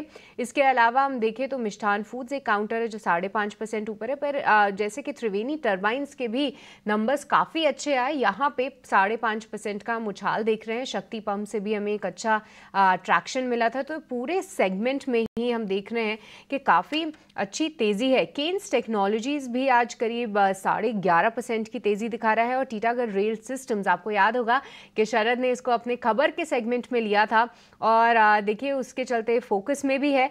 6% की तेज़ी जो है ये काउंटर दिखा रहा है। शैफलर इंडिया यहाँ पे 5% की तेज़ी है। इसके अलावा one of the recent listing, आज कई दिनों बाद अच्छी मूवमेंट जो है आज़ाद इंजीनियरिंग में भी देखने को मिल रही है। तो ये तो लिस्ट थी कुछ बढ़ने वाले शेयर्स की, पर गिरने वाले शेयर्स में अगर हम देखें तो सांगवी मूवर्स, जिस तरीके से स्टॉक स्प्लिट की खबर आई है बाजार को शायद पसंद नहीं आई, 8% का कट यहाँ पे है। इसके अलावा शिवा सीमेंट जैसे कुछ काउंटर्स हैं जो कि अभी हरे लाल निशान में हैं, और कोई बहुत ज़्यादा ऐसे out of the blue counters नहीं दिख रहे हैं। वारी रिन्यूएबल्स टेक्नोलॉजीज एक दिन 5% अपर सर्किट, एक दिन लोअर सर्किट, फिलहाल ऐसे ही इसमें कारोबार हो रहा है। पर अभिषेक, चलिए अब समझते हैं हमारे एक्सपर्ट्स की कॉल कहाँ है। पर हाँ, इस बीच एक बार एम&एम को हाईलाइट ज़रूर करना चाहेंगे, क्योंकि देखिए शुरुआती सत्र में वो 2-3% की तेज़ी दिखा रहा था, पर खुलने के 10 मिनट के अंदर अंदर ही 7% का उछाल जो है फिलहाल एम&एम का काउंटर दिखा रहा है रिकॉर्ड हाई पे, और ये पीछे देखने का भी नाम नहीं ले रहा है। नतीजे दमदार थे और लगभग सभी ब्रोकरेजेस ने यहाँ पे अपने लक्ष्य भी बढ़ाए हैं। बिल्कुल, एम&एम 2,500 रुपए के पार, 7% की तेजी। और जो दो बड़े रिपोर्ट्स आई थी जेफरीज की और सीएलएसए की, सीएलएसए ने तो डाउनग्रेड किया था लेकिन जेफरीज ने अपग्रेड किया था, और जेफरीज की रिपोर्ट को बाजार वैल्यू देता हुआ टारगेट भी जेफरीज ने बढ़ाए थे। हालांकि टारगेट तो सीएलएसए ने बढ़ाए थे, लेकिन सीएलएसए ने डाउनग्रेड किया था। लेकिन जेफरीज की रिपोर्ट के दम पर शेयर आज ये निफ्टी का टॉप गेनर जबरदस्त तरीके से चल रहा है। 2520 रुपए का भाव आपकी स्क्रीन पर। आज एडवांस डिक्लाइन रेशियो तेजी के पक्ष में है। ओवरऑल तो अगर आप ब्रॉडर मार्केट को देखेंगे तो वहां से उतने कोई कमजोर संकेत नहीं है, लेकिन कल की बड़ी तेजी के बाद, बढ़िया रिकवरी के बाद थोड़ी सी शुरुआती हम कमजोरी देख रहे हैं इंडेक्स में। 22,350 के आसपास है। हमने कल 22,400 के ऊपर की क्लोजिंग देखी थी। क्वांटम ग्रीव्स के नंबर्स अच्छा आए थे, उसके दम पर हम देख रहे हैं कि शेयर में 10% की तेजी दिख रही है और इन्फो एज के शेयर में भी तेजी बरकरार है। डिक्सन में भी तेजी देख रहे हैं हम 3-3.5% के आसपास की। अपने एक्सपर्ट्स के पास चलते हैं और उनसे समझते हैं कि आपके लिए इस शुरुआती कारोबार में कहां पर कमाई के मौके बन रहे हैं। लेकर आएंगे ओपनिंग ट्रेड्स।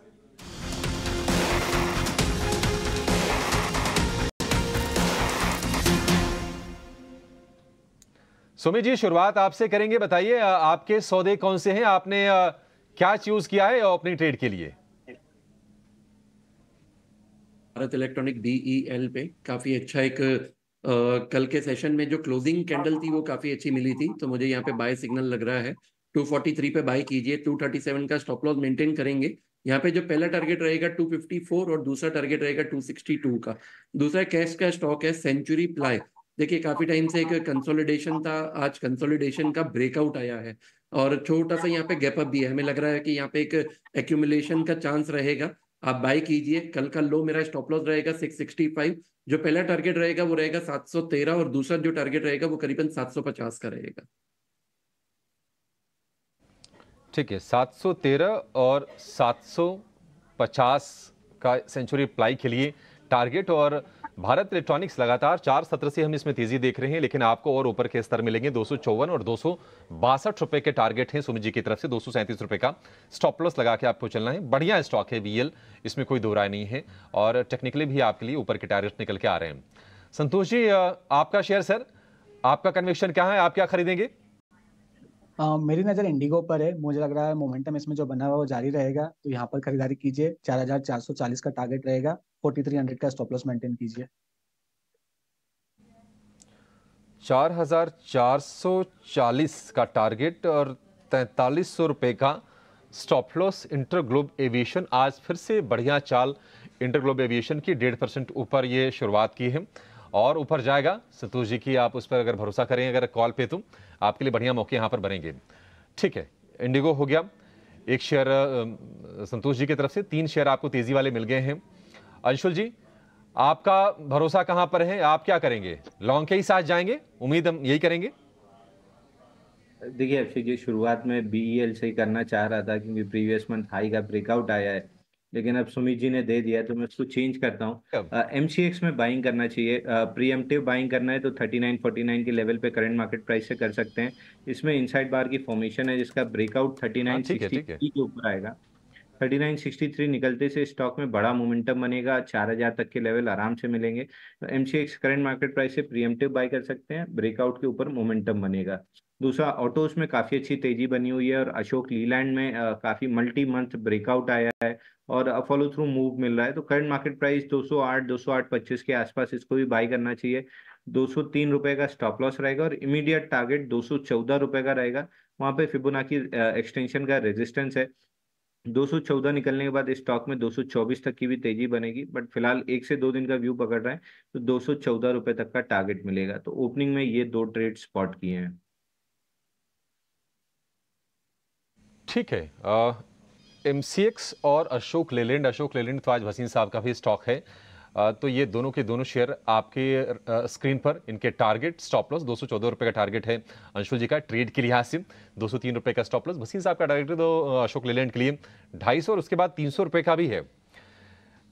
ठीक है, ये सारे के सारे आपके सामने 5 शेयर आपको मिल गए ओपनिंग ट्रेड के लिहाज से। स्नेहा जी आपके पास आएंगे।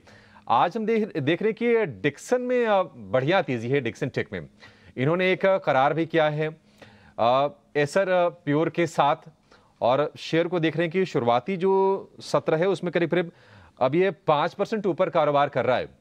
डिक्सन टेक, ये आपको कैसी लग रही है कंपनी स्नेहा जी? क्योंकि ठीक ठाक हमने मूव देखा है, अच्छी रफ्तार से चली है। अगर हम इस साल की भी बात कर लें तो 35% के आसपास के रिटर्न दिए हैं डिक्सन ने कमा के। 8,700 रुपए के आसपास के भाव हैं। डिक्सन में आप भी कितनी बड़ी तेजी देख रही हैं? जी, डिक्सन में हम काफी पॉजिटिव है, दो हमारा कवरेज नहीं है, बट जैसे कि हम देख रहे कंपनी ने काफी सारे रिसेंट में टाइप्स किए हैं, तो डेफिनेटली है ना, कहते हैं इसे हमें झलकाता है कि कंपनी की कितनी पोटेंशियल है आगे ग्रो करने की। सो डिक्सन को डेफिनेटली होल्ड करना चाहिए और यहाँ से हम एक लंबी टारगेट को लेके चल सकते हैं, बट इसमें हमें 1-2 साल का मिनिमम होल्डिंग रखना पड़ेगा। तो डेफिनेटली हमें अच्छा यहाँ से 20-30% रिटर्न्स मिल सकता है। ठीक है, 20-30% रिटर्न अगर आपको डिक्सन में मिल जाए तो 9,000 रुपये के ऊपर ये शेयर जाने की अभी क्षमता रखता है। 9,000 क्या 10,000 रुपये के आसपास भी ये पहुंच सकता है, ऐसा मानना है स्नेहा जी का। बेहतरीन स्टॉक है और बेहतरीन रैली भी हमने देखी है। अच्छा, एसी बनाने वाली कंपनी ब्लू स्टार, कल भी हम अच्छे से इसमें तेजी देख रहे थे, आज भी बढ़िया तेजी है। सुमित जी, आप जरा इसको चेक कीजिएगा, 1,600 रुपये के ऊपर के भाव हैं ब्लू स्टार के। क्या और तेजी इसमें आप देख रहे हैं? किसी के पास अगर नहीं हो तो क्या इस स्तर पर इसको ऐड करने की सलाह देंगे आप? अभिषेक जी, यहाँ पे बाय ऑन डिप्स का ये कैंडिडेट है। स्टॉक काफी अच्छा बुल रन दे चुका है, अभी भी मुझे लग रहा है कि अपसाइड में मोमेंटम पेंडिंग है, तो यहाँ पे आप बने रहिए 1740 के टारगेट्स के लिए। जिनके पास है यहाँ पे एक ट्रेलिंग स्टॉप लॉस की तरह मेंटेन कीजिए 1540 का स्टॉप लॉस।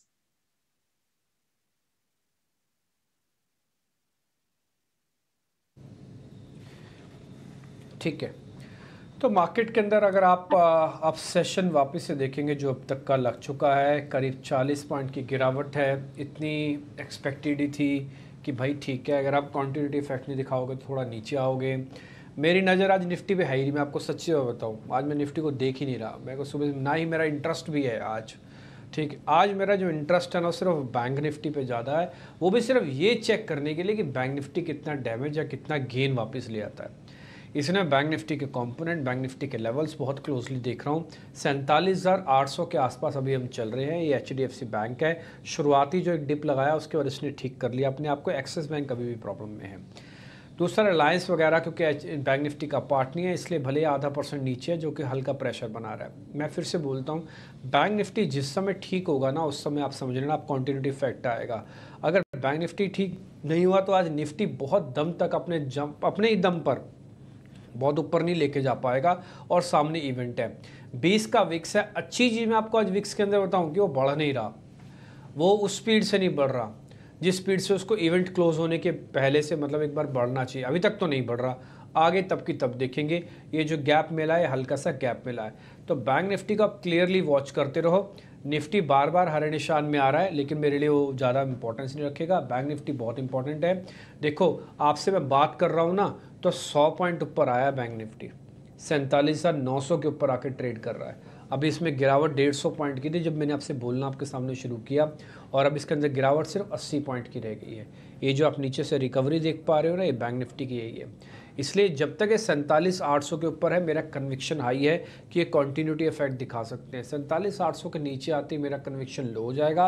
48,000 पे बोलूँगा कि बैंक निफ्टी ने भी अपनी एक शॉर्ट कवरिंग के कमांड को ले लिया है, चार्ज ले लिया है। ठीक, जब तक नहीं होता तब तक शांति बनाए रखेगा। और आज मार्केट के अंदर अभी आया अभी गिरा और अभी चला वाला फीलिंग बहुत होगी। कृपा करके सावधान रहें इस चीज़ से।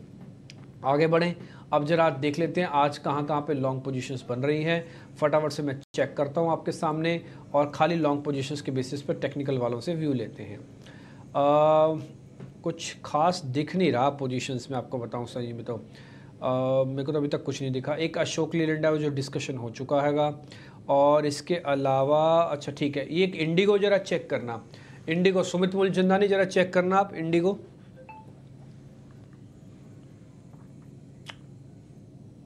डेम्बी जी, ऑलरेडी इंडिगो संतोष जी ने भी देखिए दिया है, काफी अच्छा मोमेंटम बना हुआ है, और अभी भी जिनके पास होल्डिंग है मेरी भी यहाँ पे बने रहने की सलाह रहेगी।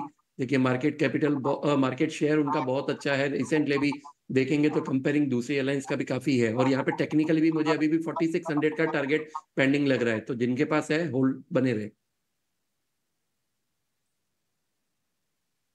देखिए, आज थोड़ा अपना बोर हो जाओगे मार्केट के अंदर, मैं आपको वजह बताता हूँ। बहुत तेज़ी से उतार चढ़ाव तो होगा, वो एक अलग बात है, लेकिन नेट में कुछ खास नहीं होगा, ऐसा देख के अभी तक तो लग रहा है। आगे देखते हैं, जैसे जैसे डाटा डेवलप होगा वैसे वैसे हम आपके सामने वो बात रखते चलेंगे। चलिए देखते हैं कुछ एक और शेयर्स लॉन्ग साइड में कुछ अच्छा मिल जाए तो कुछ बढ़िया शेयर। गोदरेज प्रॉपर्टीज़ नहीं, बॉश दिखाते हैं एक बार।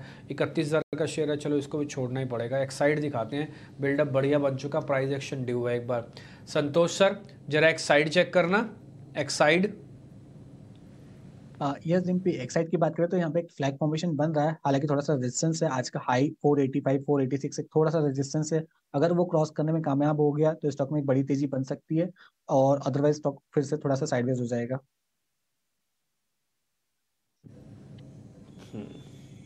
ठीक है, तो एक दो शेयर ज़रा और भी आइडिया ले लेते हैं कि मार्केट के अंदर कहाँ कहाँ पे पोजीशनिंग हो रही है। एक्चुअली मैं आपको बोलूँ, मेरे को आज ना ज़रा शेयर मिल नहीं रहे हैं।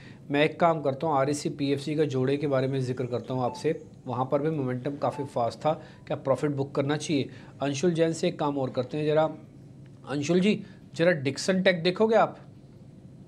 डिक्सन टेक देखिए डिम्पी जी, डिक्सन टेक्नोलॉजी में अगर देखें तो एक फ्लैग पैटर्न बना है, पूरा पोल बना था, और फ्लैग पैटर्न जो स्टार्ट हुआ था 29 अप्रैल से स्टार्ट हुआ था, और ओपन इंटरेस्ट देखें तो लगभग 9 लाख से बढ़ के 12 लाख 1.27 मिलियन हो चुका है। और पैटर्न का पूरा ब्रेकआउट आ रहा है करंट मार्केट प्राइस से, तो स्टॉक को इमीडिएटली बाई कर सकते हैं। 8540 का स्टॉप लॉस रहेगा, और 8800 का पहला टारगेट रहेगा, क्योंकि वहीं पे स्विंग हाई रहा है, और वो निकलता है तो 8950 तक जा सकते हैं। तो यहाँ से 200 से 350 रुपये तक की तेजी लग रही है, सामने केवल 60 रुपये का स्टॉप लॉस रहेगा, तो 1:3 का रिस्क रिवॉर्ड बन रहा है। इसको करंट मार्केट प्राइस से लॉन्ग कर सकते हैं।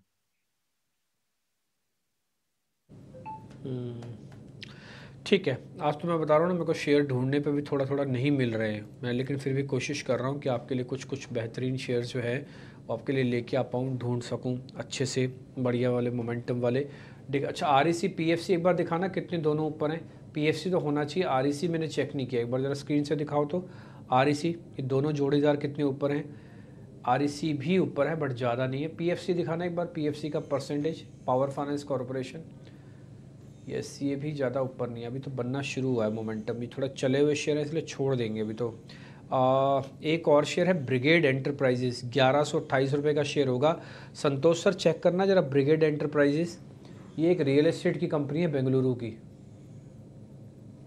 ये आपने बहुत ही अच्छा स्टॉक हाईलाइट किया है, मुझे लगता है ये स्टॉक ऑल टाइम हाई लगाने के लिए तैयार है। स्टॉक अभी 1125 रुपए के आसपास ट्रेड कर रहा है, मुझे लगता है कि 1200 रुपए तक के लेवल आज या कल में ही आपको देखने को मिल जाएंगे।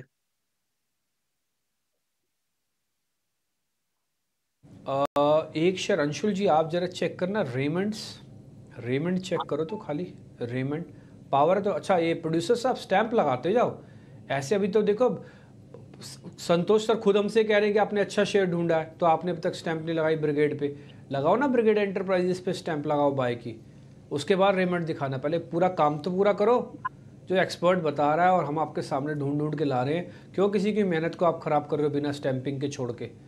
बाय लगाओ प्रोड्यूसर साहब। दूसरा आप जरा लेके आओ रेमंड्स। अंशुल जरा रेमंड्स चेक करो तो, कोई ट्रेड बनता है तो बताओ। देखिए डिम्पी जी, रेमंड्स में 35 हफ्ते का एक राउंडिंग बॉटम का ब्रेकआउट आ रहा है स्टॉक में, और लास्ट वीक इनसाइड बार थी, करंट वीक भी अभी इनसाइड बार है। लास्ट वीक के हाई को हम ब्रेकआउट दे रहे हैं, तो इस स्टॉक को बाई करना चाहिए। 2230 का ब्रेकआउट ले लेता है, एक 9 रुपए का और थोड़ा सा लीवे देना चाहिए। 2230 निकलता है तो इमीडिएटली स्टॉक में बाइंग करना चाहिए। स्टॉप लॉस लास्ट वीक का लो बनेगा 2053 का, और ऊपर में टारगेट 2700 रुपए के आसपास के बनेंगे। 35 हफ्ते का बेस ब्रेकआउट है, तो 4 हफ्ते लगना चाहिए पूरे 2700 के टारगेट को कंप्लीट होने में। तो थोड़ा सा पोजिशनल व्यू लेके अगर इसको बाई करते हैं तो 2700 रुपये मिल सकता है इसमें टारगेट।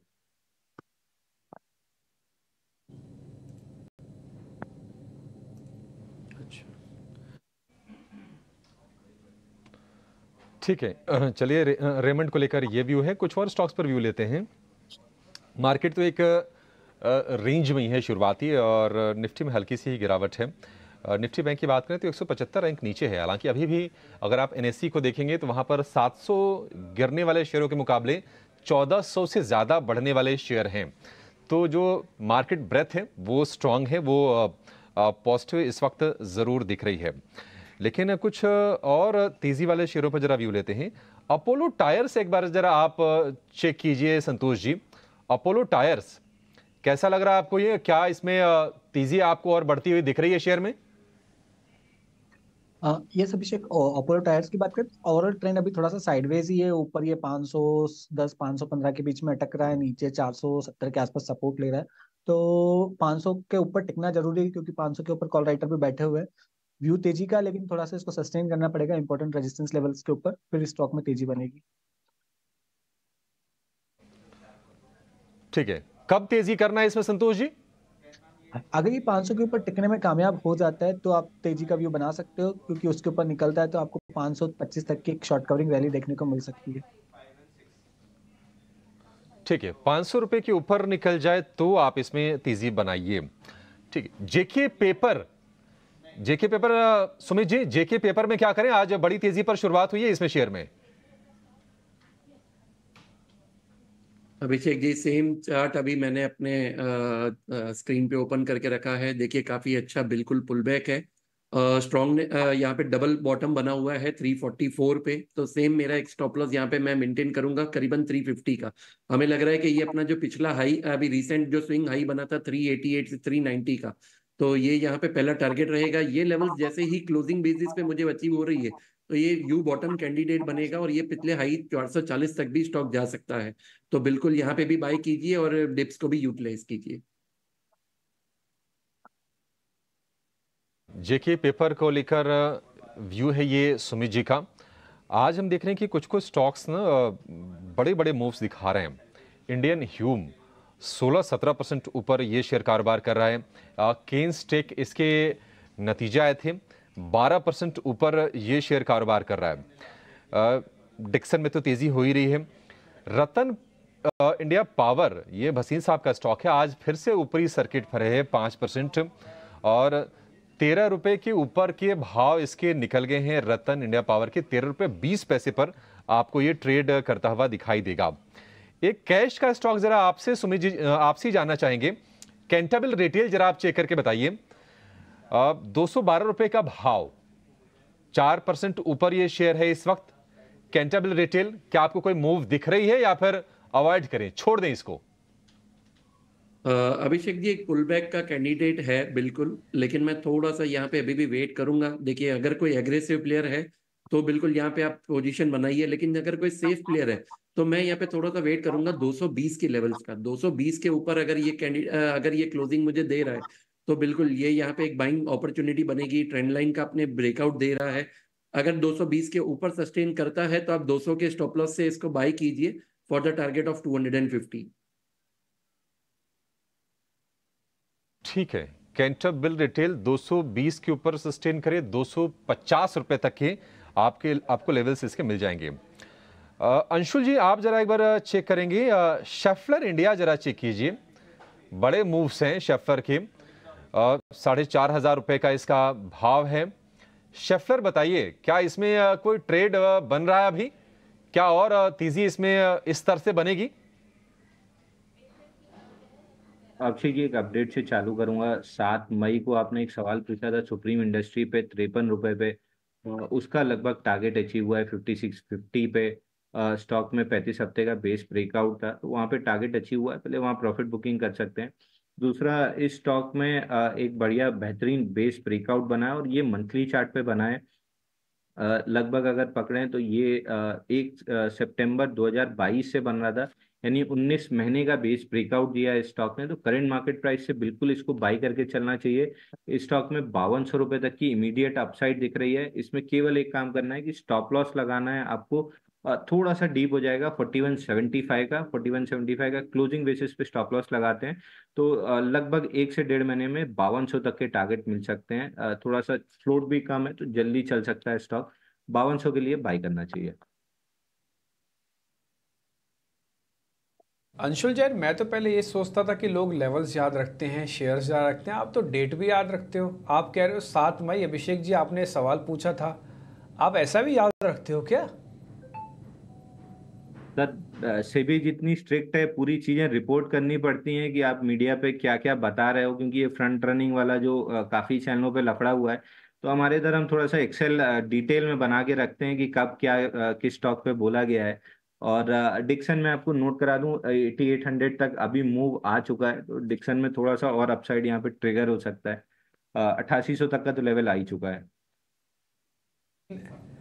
कोई बात नहीं अंशुल जैन, अब नहीं भी नोटिस कराएंगे। देखिए इतने भी बुरे नहीं हैं हम, और ना ही इतना बुरा है सेबी, ठीक है। थोड़ा ट्रस्ट वाला मामला भी होता है। आप अच्छा से अपना कंप्लायंस करो, इसमें कोई दो राय नहीं है, इसमें कोई प्रॉब्लम नहीं है। लेकिन ऐसी बात भी नहीं है, आप इतना कष्ट मत करो सर, डेट वेट मंथ, ये कौन सा क्वेश्चन किसने, एंकर ने क्या पूछा, इतना सब याद मत रखो सर। ईमानदारी से सब चीज़ हो जाती है। अभी भी दुनिया में ट्रस्ट नाम की चीज़ चलती है, ठीक है सर। आप इतना लोड मत लो। जैसे आपने बताया ना कि हाँ जी 7 मई, मैं तो बड़ा हैरान हो गया। बताओ, आपको डेट भी याद है, आपने ये भी पूछा, क्वेश्चन भी याद है, भाव भी याद है, और मैं नोटिस करता रहा हूँ। हालांकि मेरे को मौका भी मिल रहा बोलने का, बट ये नोटिस मैं आपके करता रहा हूँ। आपकी बड़ी बारीक नज़र है सर इस मामले में। सृष्टि जी, आपका कोई सवाल है तो पूछ लीजिए प्लीज़।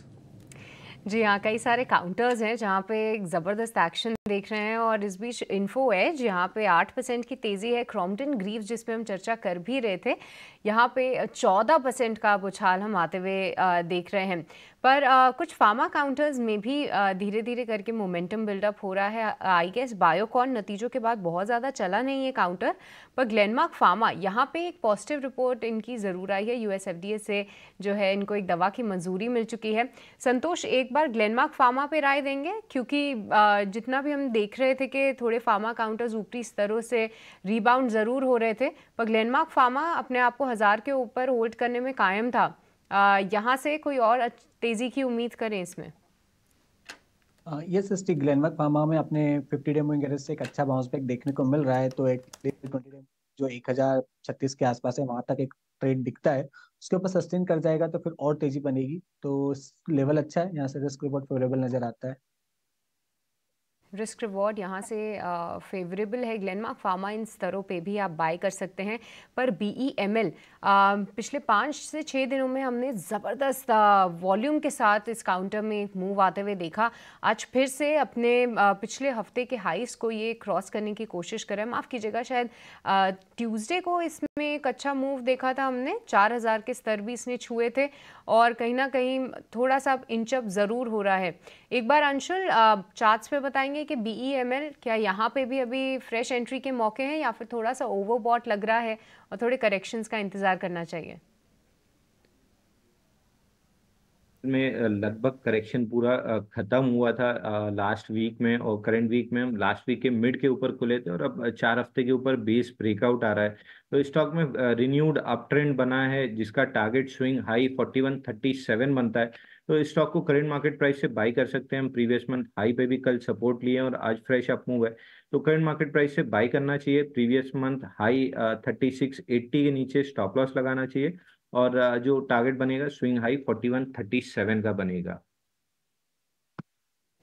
स्विंग हाई यहाँ पे बन सकता है। पर इस बीच देखें तो AB ग्रुप ऑफ काउंटर्स में फिर से थोड़ा सा मोमेंटम है। AB कैपिटल निचले स्तरों से एक अच्छा रीबाउंड दिया है, पर AB FRL ये भी भसीन जी के भी रडार पे था, और यहाँ पे आज फिर से 1% की तेज़ी है।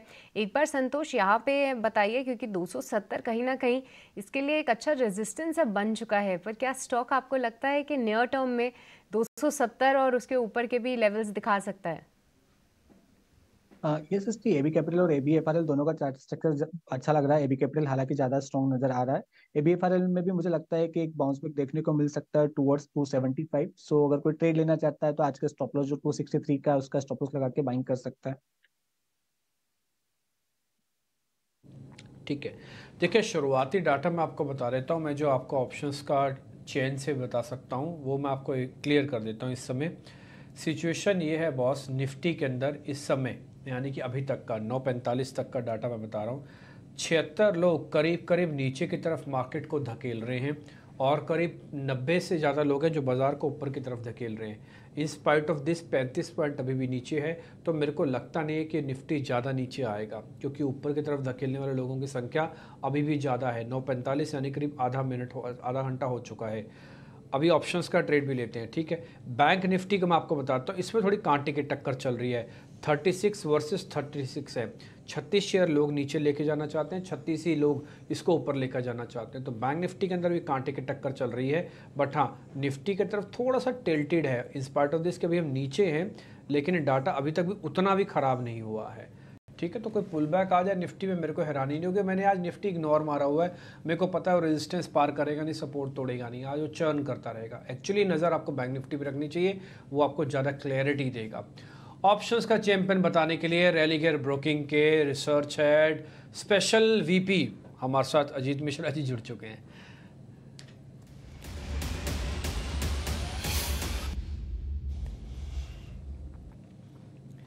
सर वो आप वीपी के आगे सीनियर वीपी लिखते हो ना, सीनियर वीपी हो ना सर आप रेलिगर ब्रोकिंग में अजीत सर?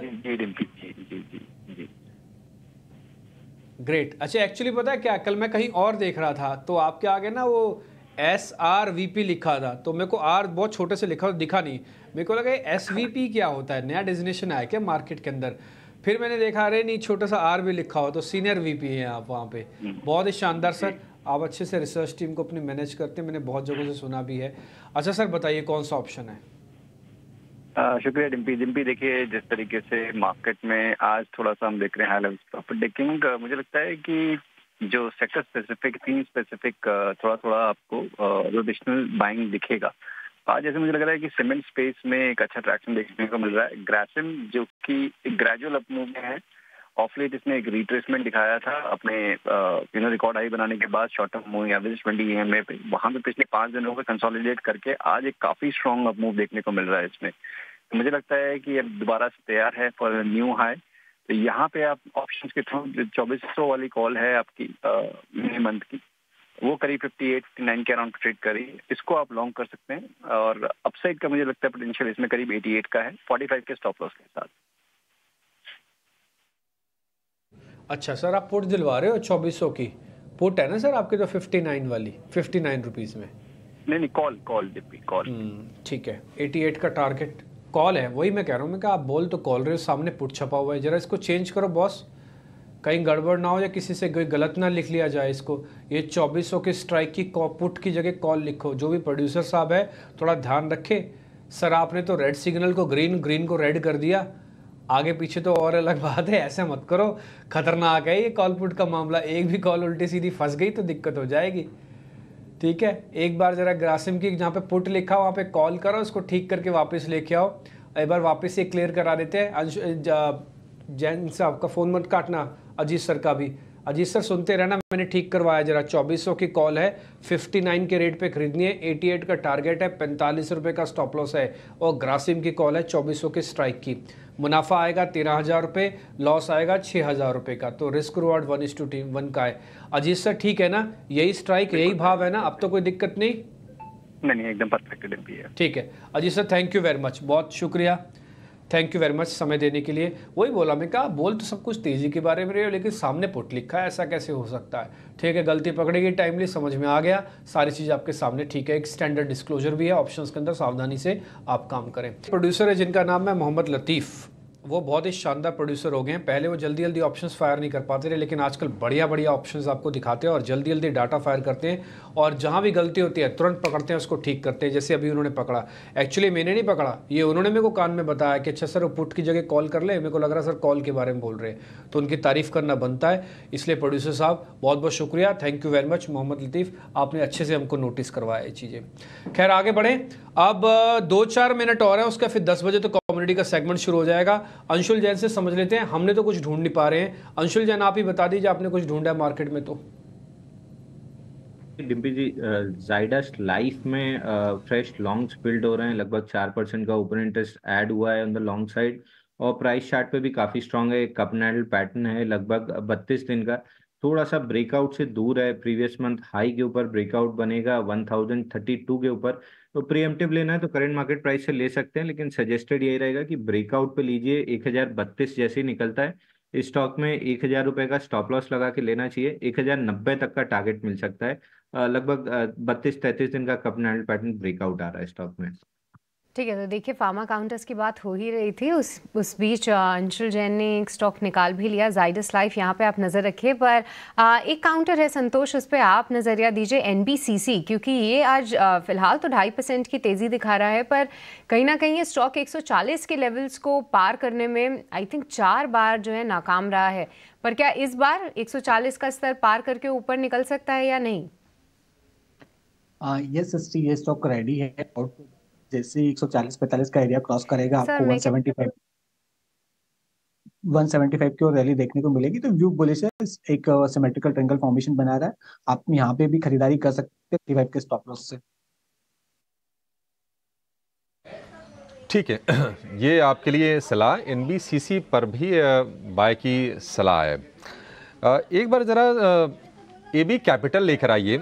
AB कैपिटल में हम देख रहे हैं कि धीरे धीरे करके मजबूती अच्छी खासी बन रही है, अब 230 रुपये के आसपास इसके भाव हो गए हैं। AB कैपिटल, अंशुल जी आप बताइए कहाँ तक ये शेयर जाएगा? 200 रुपये के ऊपर निकलने के बाद हम देख रहे हैं कि लगातार स्टीम है, आप क्या टारगेट सजेस्ट करेंगे इसके लिए?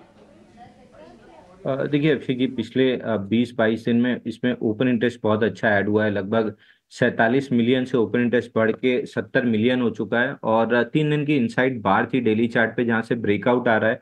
और 3 दिन की इनसाइड बार में एक चीज और अच्छी थी जो वीक लॉन्ग्स को शेक किया है, 2 दिन के लोस के नीचे कल जाके वापस ऊपर आया है। तो इस स्टॉक को करंट मार्केट प्राइस से बाई करके चलना चाहिए। बहुत आराम से यहाँ से 242 तक के टारगेट मिल सकते हैं। लोअर डिग्री 75 मिनट चार्ट पे देखेंगे तो एक फ्लैग पैटर्न का ब्रेकआउट भी है, तो यहाँ से 240 तक का अपमूव मिल सकता है। और 240 निकलता है तो फिर उसके बाद जो स्विंग हाई इमीडिएट बेसिस पे बना था 245 का, ये टारगेट रहेगा। तो 240-245 का टारगेट लेके यहाँ से लॉन्ग कर सकते हैं। ठीक है, AB कैपिटल को लेकर ये व्यू, लेकिन कुछ और स्टॉक्स को जरा लेकर व्यू लेते हैं। आज हम देख रहे हैं कि AB कैपिटल के अलावा भी बहुत सारे ऐसे स्टॉक्स हैं जो फोकस में रहेंगे। डिलीवरी पर एक व्यू चाहेंगे आपसे मैं, सुमित जी आप बताइए, डिलीवरी 460 का भाव, डिलीवरी कैसा लग रहा है आपको? क्या ये ट्रेड वाला शेयर है या नहीं, पहले तो ये बता दीजिएगा, अगर है तो क्या टारगेट आप सुझाएंगे? देखिए डिलीवरी का आप अगर देखेंगे तो काफी टाइम से कंसोलिडेशन बना हुआ है, जोन बना हुआ है 435 से लेके 470 के बीच में। तो स्टॉक ने अभी कोई फ्रेश मूवमेंट मुझे नहीं ऑब्जर्व हो रही है, लेकिन जैसे ही ये अपना एक 470 का लेवल क्रॉस करेगा, अपसाइड का मोमेंटम बन सकता है। अब यहाँ पे अगर देखेंगे तो एक फ्लैग एंड पोल का फॉर्मेशन भी बन चुका है, तो कभी भी 470 के आप जाएगा तब तक आप वेट कीजिए। ठीक है, चलिए आगे बढ़ेंगे और केन्स टेक के बारे में जरा हम एक बार चर्चा करेंगे। केन्स टेक अगर आप देखेंगे तो आज नतीजे इसके आए थे और नतीजों के बाद शेयर में हम देख रहे हैं कि मूव बड़ा गजब का है, 13-14% ऊपर ये शेयर कारोबार कर रहा है। 2,900 रुपये का इसका भाव फिर से हो गया है। हमारे साथ जुड़ गए हैं कंपनी के CFO जयराम परावस्तु संपत। जयराम जी बहुत शुक्रिया आपका समय देने के लिए, स्वागत है आपके 18 स्वदेश पर। सर हम देख रहे हैं कि हर पैरामीटर पर नतीजे काफ़ी दमदार दिख रहे हैं। प्रॉफिट में 97% की ग्रोथ है ईयर ऑन ईयर, रेवेन्यू बढ़ी है, एबिडा में भी 60% की ग्रोथ है। मार्जिन थोड़े से सर प्रेशर में हैं, 16.25 से घटकर 15% के नीचे के मार्जिन है। ये बताएंगे सर आपके मार्जिन में ये प्रेशर क्यों है आज? जी, मेरे साथ हमारे promoter managing director Ramesh ji भी हैं। मैं I will support his. He will also probably chip in sometime. ये जो मार्जिन का जो प्रेशर है वो टेम्परेरी प्रेशर है। These are called cyclical pressure। जैसे हमारा जो है पोर्टफोलियो होता है, हमारा डाइवर्सिफाइड पोर्टफोलियो है, 6 डिफरेंट सेक्टर्स में हमारा धंधा होता है। तो उसमें कभी-कभी जो हाई प्रॉफिटेबल सेक्टर्स हैं उसमें जैसे कि लास्ट ईयर में गवर्नमेंट के परचेसेस थोड़े कम थे, मतलब जितने हम एक्सपेक्ट कर रहे थे उतने ग्रो नहीं हुए, तो उसकी वजह से उनका जो कंट्रीब्यूशन कम हो जाता है। तो कभी-कभी हमारा जो है 15% का आप नॉर्मल लेके चलेंगे तो कभी 14 हो सकता है, कभी 16 हो सकता है। जैसे इस साल FY25 या इस साल हम लोग एक्सपेक्ट कर रहे हैं कि और 100 बेसिस पॉइंट्स और 1% मार्जिन मिनिमम ज्यादा होना चाहिए। और सेल्स का भी ग्रोथ उतना ही रहेगा जैसे लास्ट टाइम 60% था, उतना ही इस साल भी हम लोग एक्सपेक्ट कर रहे हैं। ठीक है, अच्छा ठीक है। जयराम जी, आपने परिचय भी दे दिया। वैसे अगर आप नहीं भी देते ना, तब भी हम रमेश जी को बहुत अच्छे से जानते हैं, रमेश करन जी को बहुत अच्छे से जानते हैं, और मैं उनका शुक्रिया अदा भी करना चाहूँगा। आज उन्होंने हमारे लिए समय भी निकाला अपनी कंपनी के बारे में बातचीत करने के लिए। रमेश सर, मेरा डबल वाला नमस्कार आपको। बहुत बहुत शुक्रिया sir, thank you very much, आज आपने टाइम निकाला। आप चलिए, अच्छा रमेश जी, मेरे को एक चीज़ बताइए, कंपनी की ग्रोथ इस समय जो जिस ट्रांजेक्टरी पे चल रही है उसमें, क्योंकि एक आप आईटी सॉल्यूशन वाली कंपनी है, तो आपको ग्लोबल पैरामीटर्स के इस समय सिग्नल कैसे दिख रहे हैं, खासकर यूरोप, अमेरिका, इंक्लूडिंग इंडिया भी आप मान लो, तो वहाँ पे इस समय का सिनेरियो कैसे चल रहा है? क्योंकि उससे ही तय होगा बैलेंस शीट कितनी स्ट्रांग है। अगर डिमांड और दिक्कत होगी तो बैलेंस शीट भी क्या कर लेगी बेचारी। Going forward, I am able to see a very positive response. Whatever work we have done all these years, today is India's time. Globally, all countries are willing to look at India. Wherever we talk to people, we are seeing their interest to come to India, or they wanted to import from India. So I feel our industry has got very good potential. We will be at par with China. China has taken 20-30 years to reach there. We will take only 8-10 years. This is what my take is. और जैसे रमेश जी ने बताया, market specifically देखा जाए तो Europe में भी काफी इंटरेस्ट है कि उनके जो डिमांड, उनके जो मैन्युफैक्चरिंग सेंटर्स है वो शिफ्ट करते हैं टू इंडिया, बिकॉज इंडिया वो सोचते हैं कि एक स्टेबल गवर्नमेंट है, स्टेबल इकोनॉमी है, पॉलिटिकल सिस्टम अच्छा है। सिमिलरली जापानीज कंपनी बहुत सीरियसली देख रहे हैं कि उनके जितने भी प्रोडक्शन होते हैं चाइना वगैरह से, वो इंडिया को शिफ्ट करें। और अमेरिका में भी काफी इस तरह का एक वातावरण क्रिएट हो रहा है, जिसमें हमारे पास जैसे कि आप 10 कस्टमर जो सपोजिंग 10 कस्टमर जो आते हैं उसमें से कम 4 कस्टमर यूएस से आते हैं एक्चुअली आजकल एग्जामिन करने के लिए कि कैसे हम लोग कर सकते हैं। और वो उनका कहना ये है कि कुछ लोगों ने तो हमसे कन्फेस किया है कि आपके पास जो फैसिलिटीज वगैरह आप डेवलप कर रहे हो वो वर्ल्ड क्लास है, वर्ल्ड में कहीं और जगह, ताइवान, चाइना, जापान, कहीं भी इस तरह की फैसिलिटीज नहीं है। तो हमारा एक एडवांटेज ये रहा है कि हम लोग जो इन्वेस्ट कर रहे हैं ये एक तरह से लीप फ्रॉग हो गया। जैसे हम लोग एकदम करंट जनरेशन का मशीन इन्वेस्ट कर रहे हैं, तो हमारा जो कैपिटल का एफिशिएंसी रहेगा वो मच बेटर रहेगा। बाकी ओल्डर जनरेशन का मशीन्स का जो प्रोडक्टिविटी है, उसका कैपेबिलिटी है, वो सब थोड़ा कम रहेगा। इसलिए इंडिया में डबल एज्ड है एक्चुअली। एक तो है कि हमारे पास पैसा भी आ रहा है, और दूसरा वो एक हाईटेक मशीनरी में इन्वेस्ट हो रहा है। हर एक इंडस्ट्री में देख लेंगे तो इसी तरह का मामला। This is not only in electronics manufacturing, हर एक इंडस्ट्री में same is the response. जी सर, आप बात बिल्कुल ठीक कह रहे हैं। आपने नंबर्स पर एक्चुअली हो क्या रहा है कि आपके नंबर्स भी अच्छे हैं, आपकी कमेंट्री, आपका विजन भी अच्छा है, और आप जो नोटिस कर रहे हैं बड़ा फैक्चुअल है। इसलिए ना सर, आज शेयर आपका 14% ऊपर है। और मैं ज़रा इन्वेस्टर्स की तरफ से भी आपको थैंक यू बोलना चाहूँगा, क्योंकि आपके शेयर ने काफ़ी अच्छा रिटर्न भी बना के दिया है। ये ना केवल नंबर्स पे बल्कि ओवरऑल रिटर्न्स भी केस के अंदर काफ़ी हमको ठीक बनते हुए दिखे हैं। अच्छा सर, एक और चीज़ मेरे को आपसे पता करनी है जयराम जी, जब आपसे इतनी बात हो ही रही है तो एक छोटा सा पॉइंट है मेरा। मैं अभी आपकी बैलेंस शीट में ये चेक कर रहा था कि रेवेन्यू का मॉडल टिपिकली है कैसे।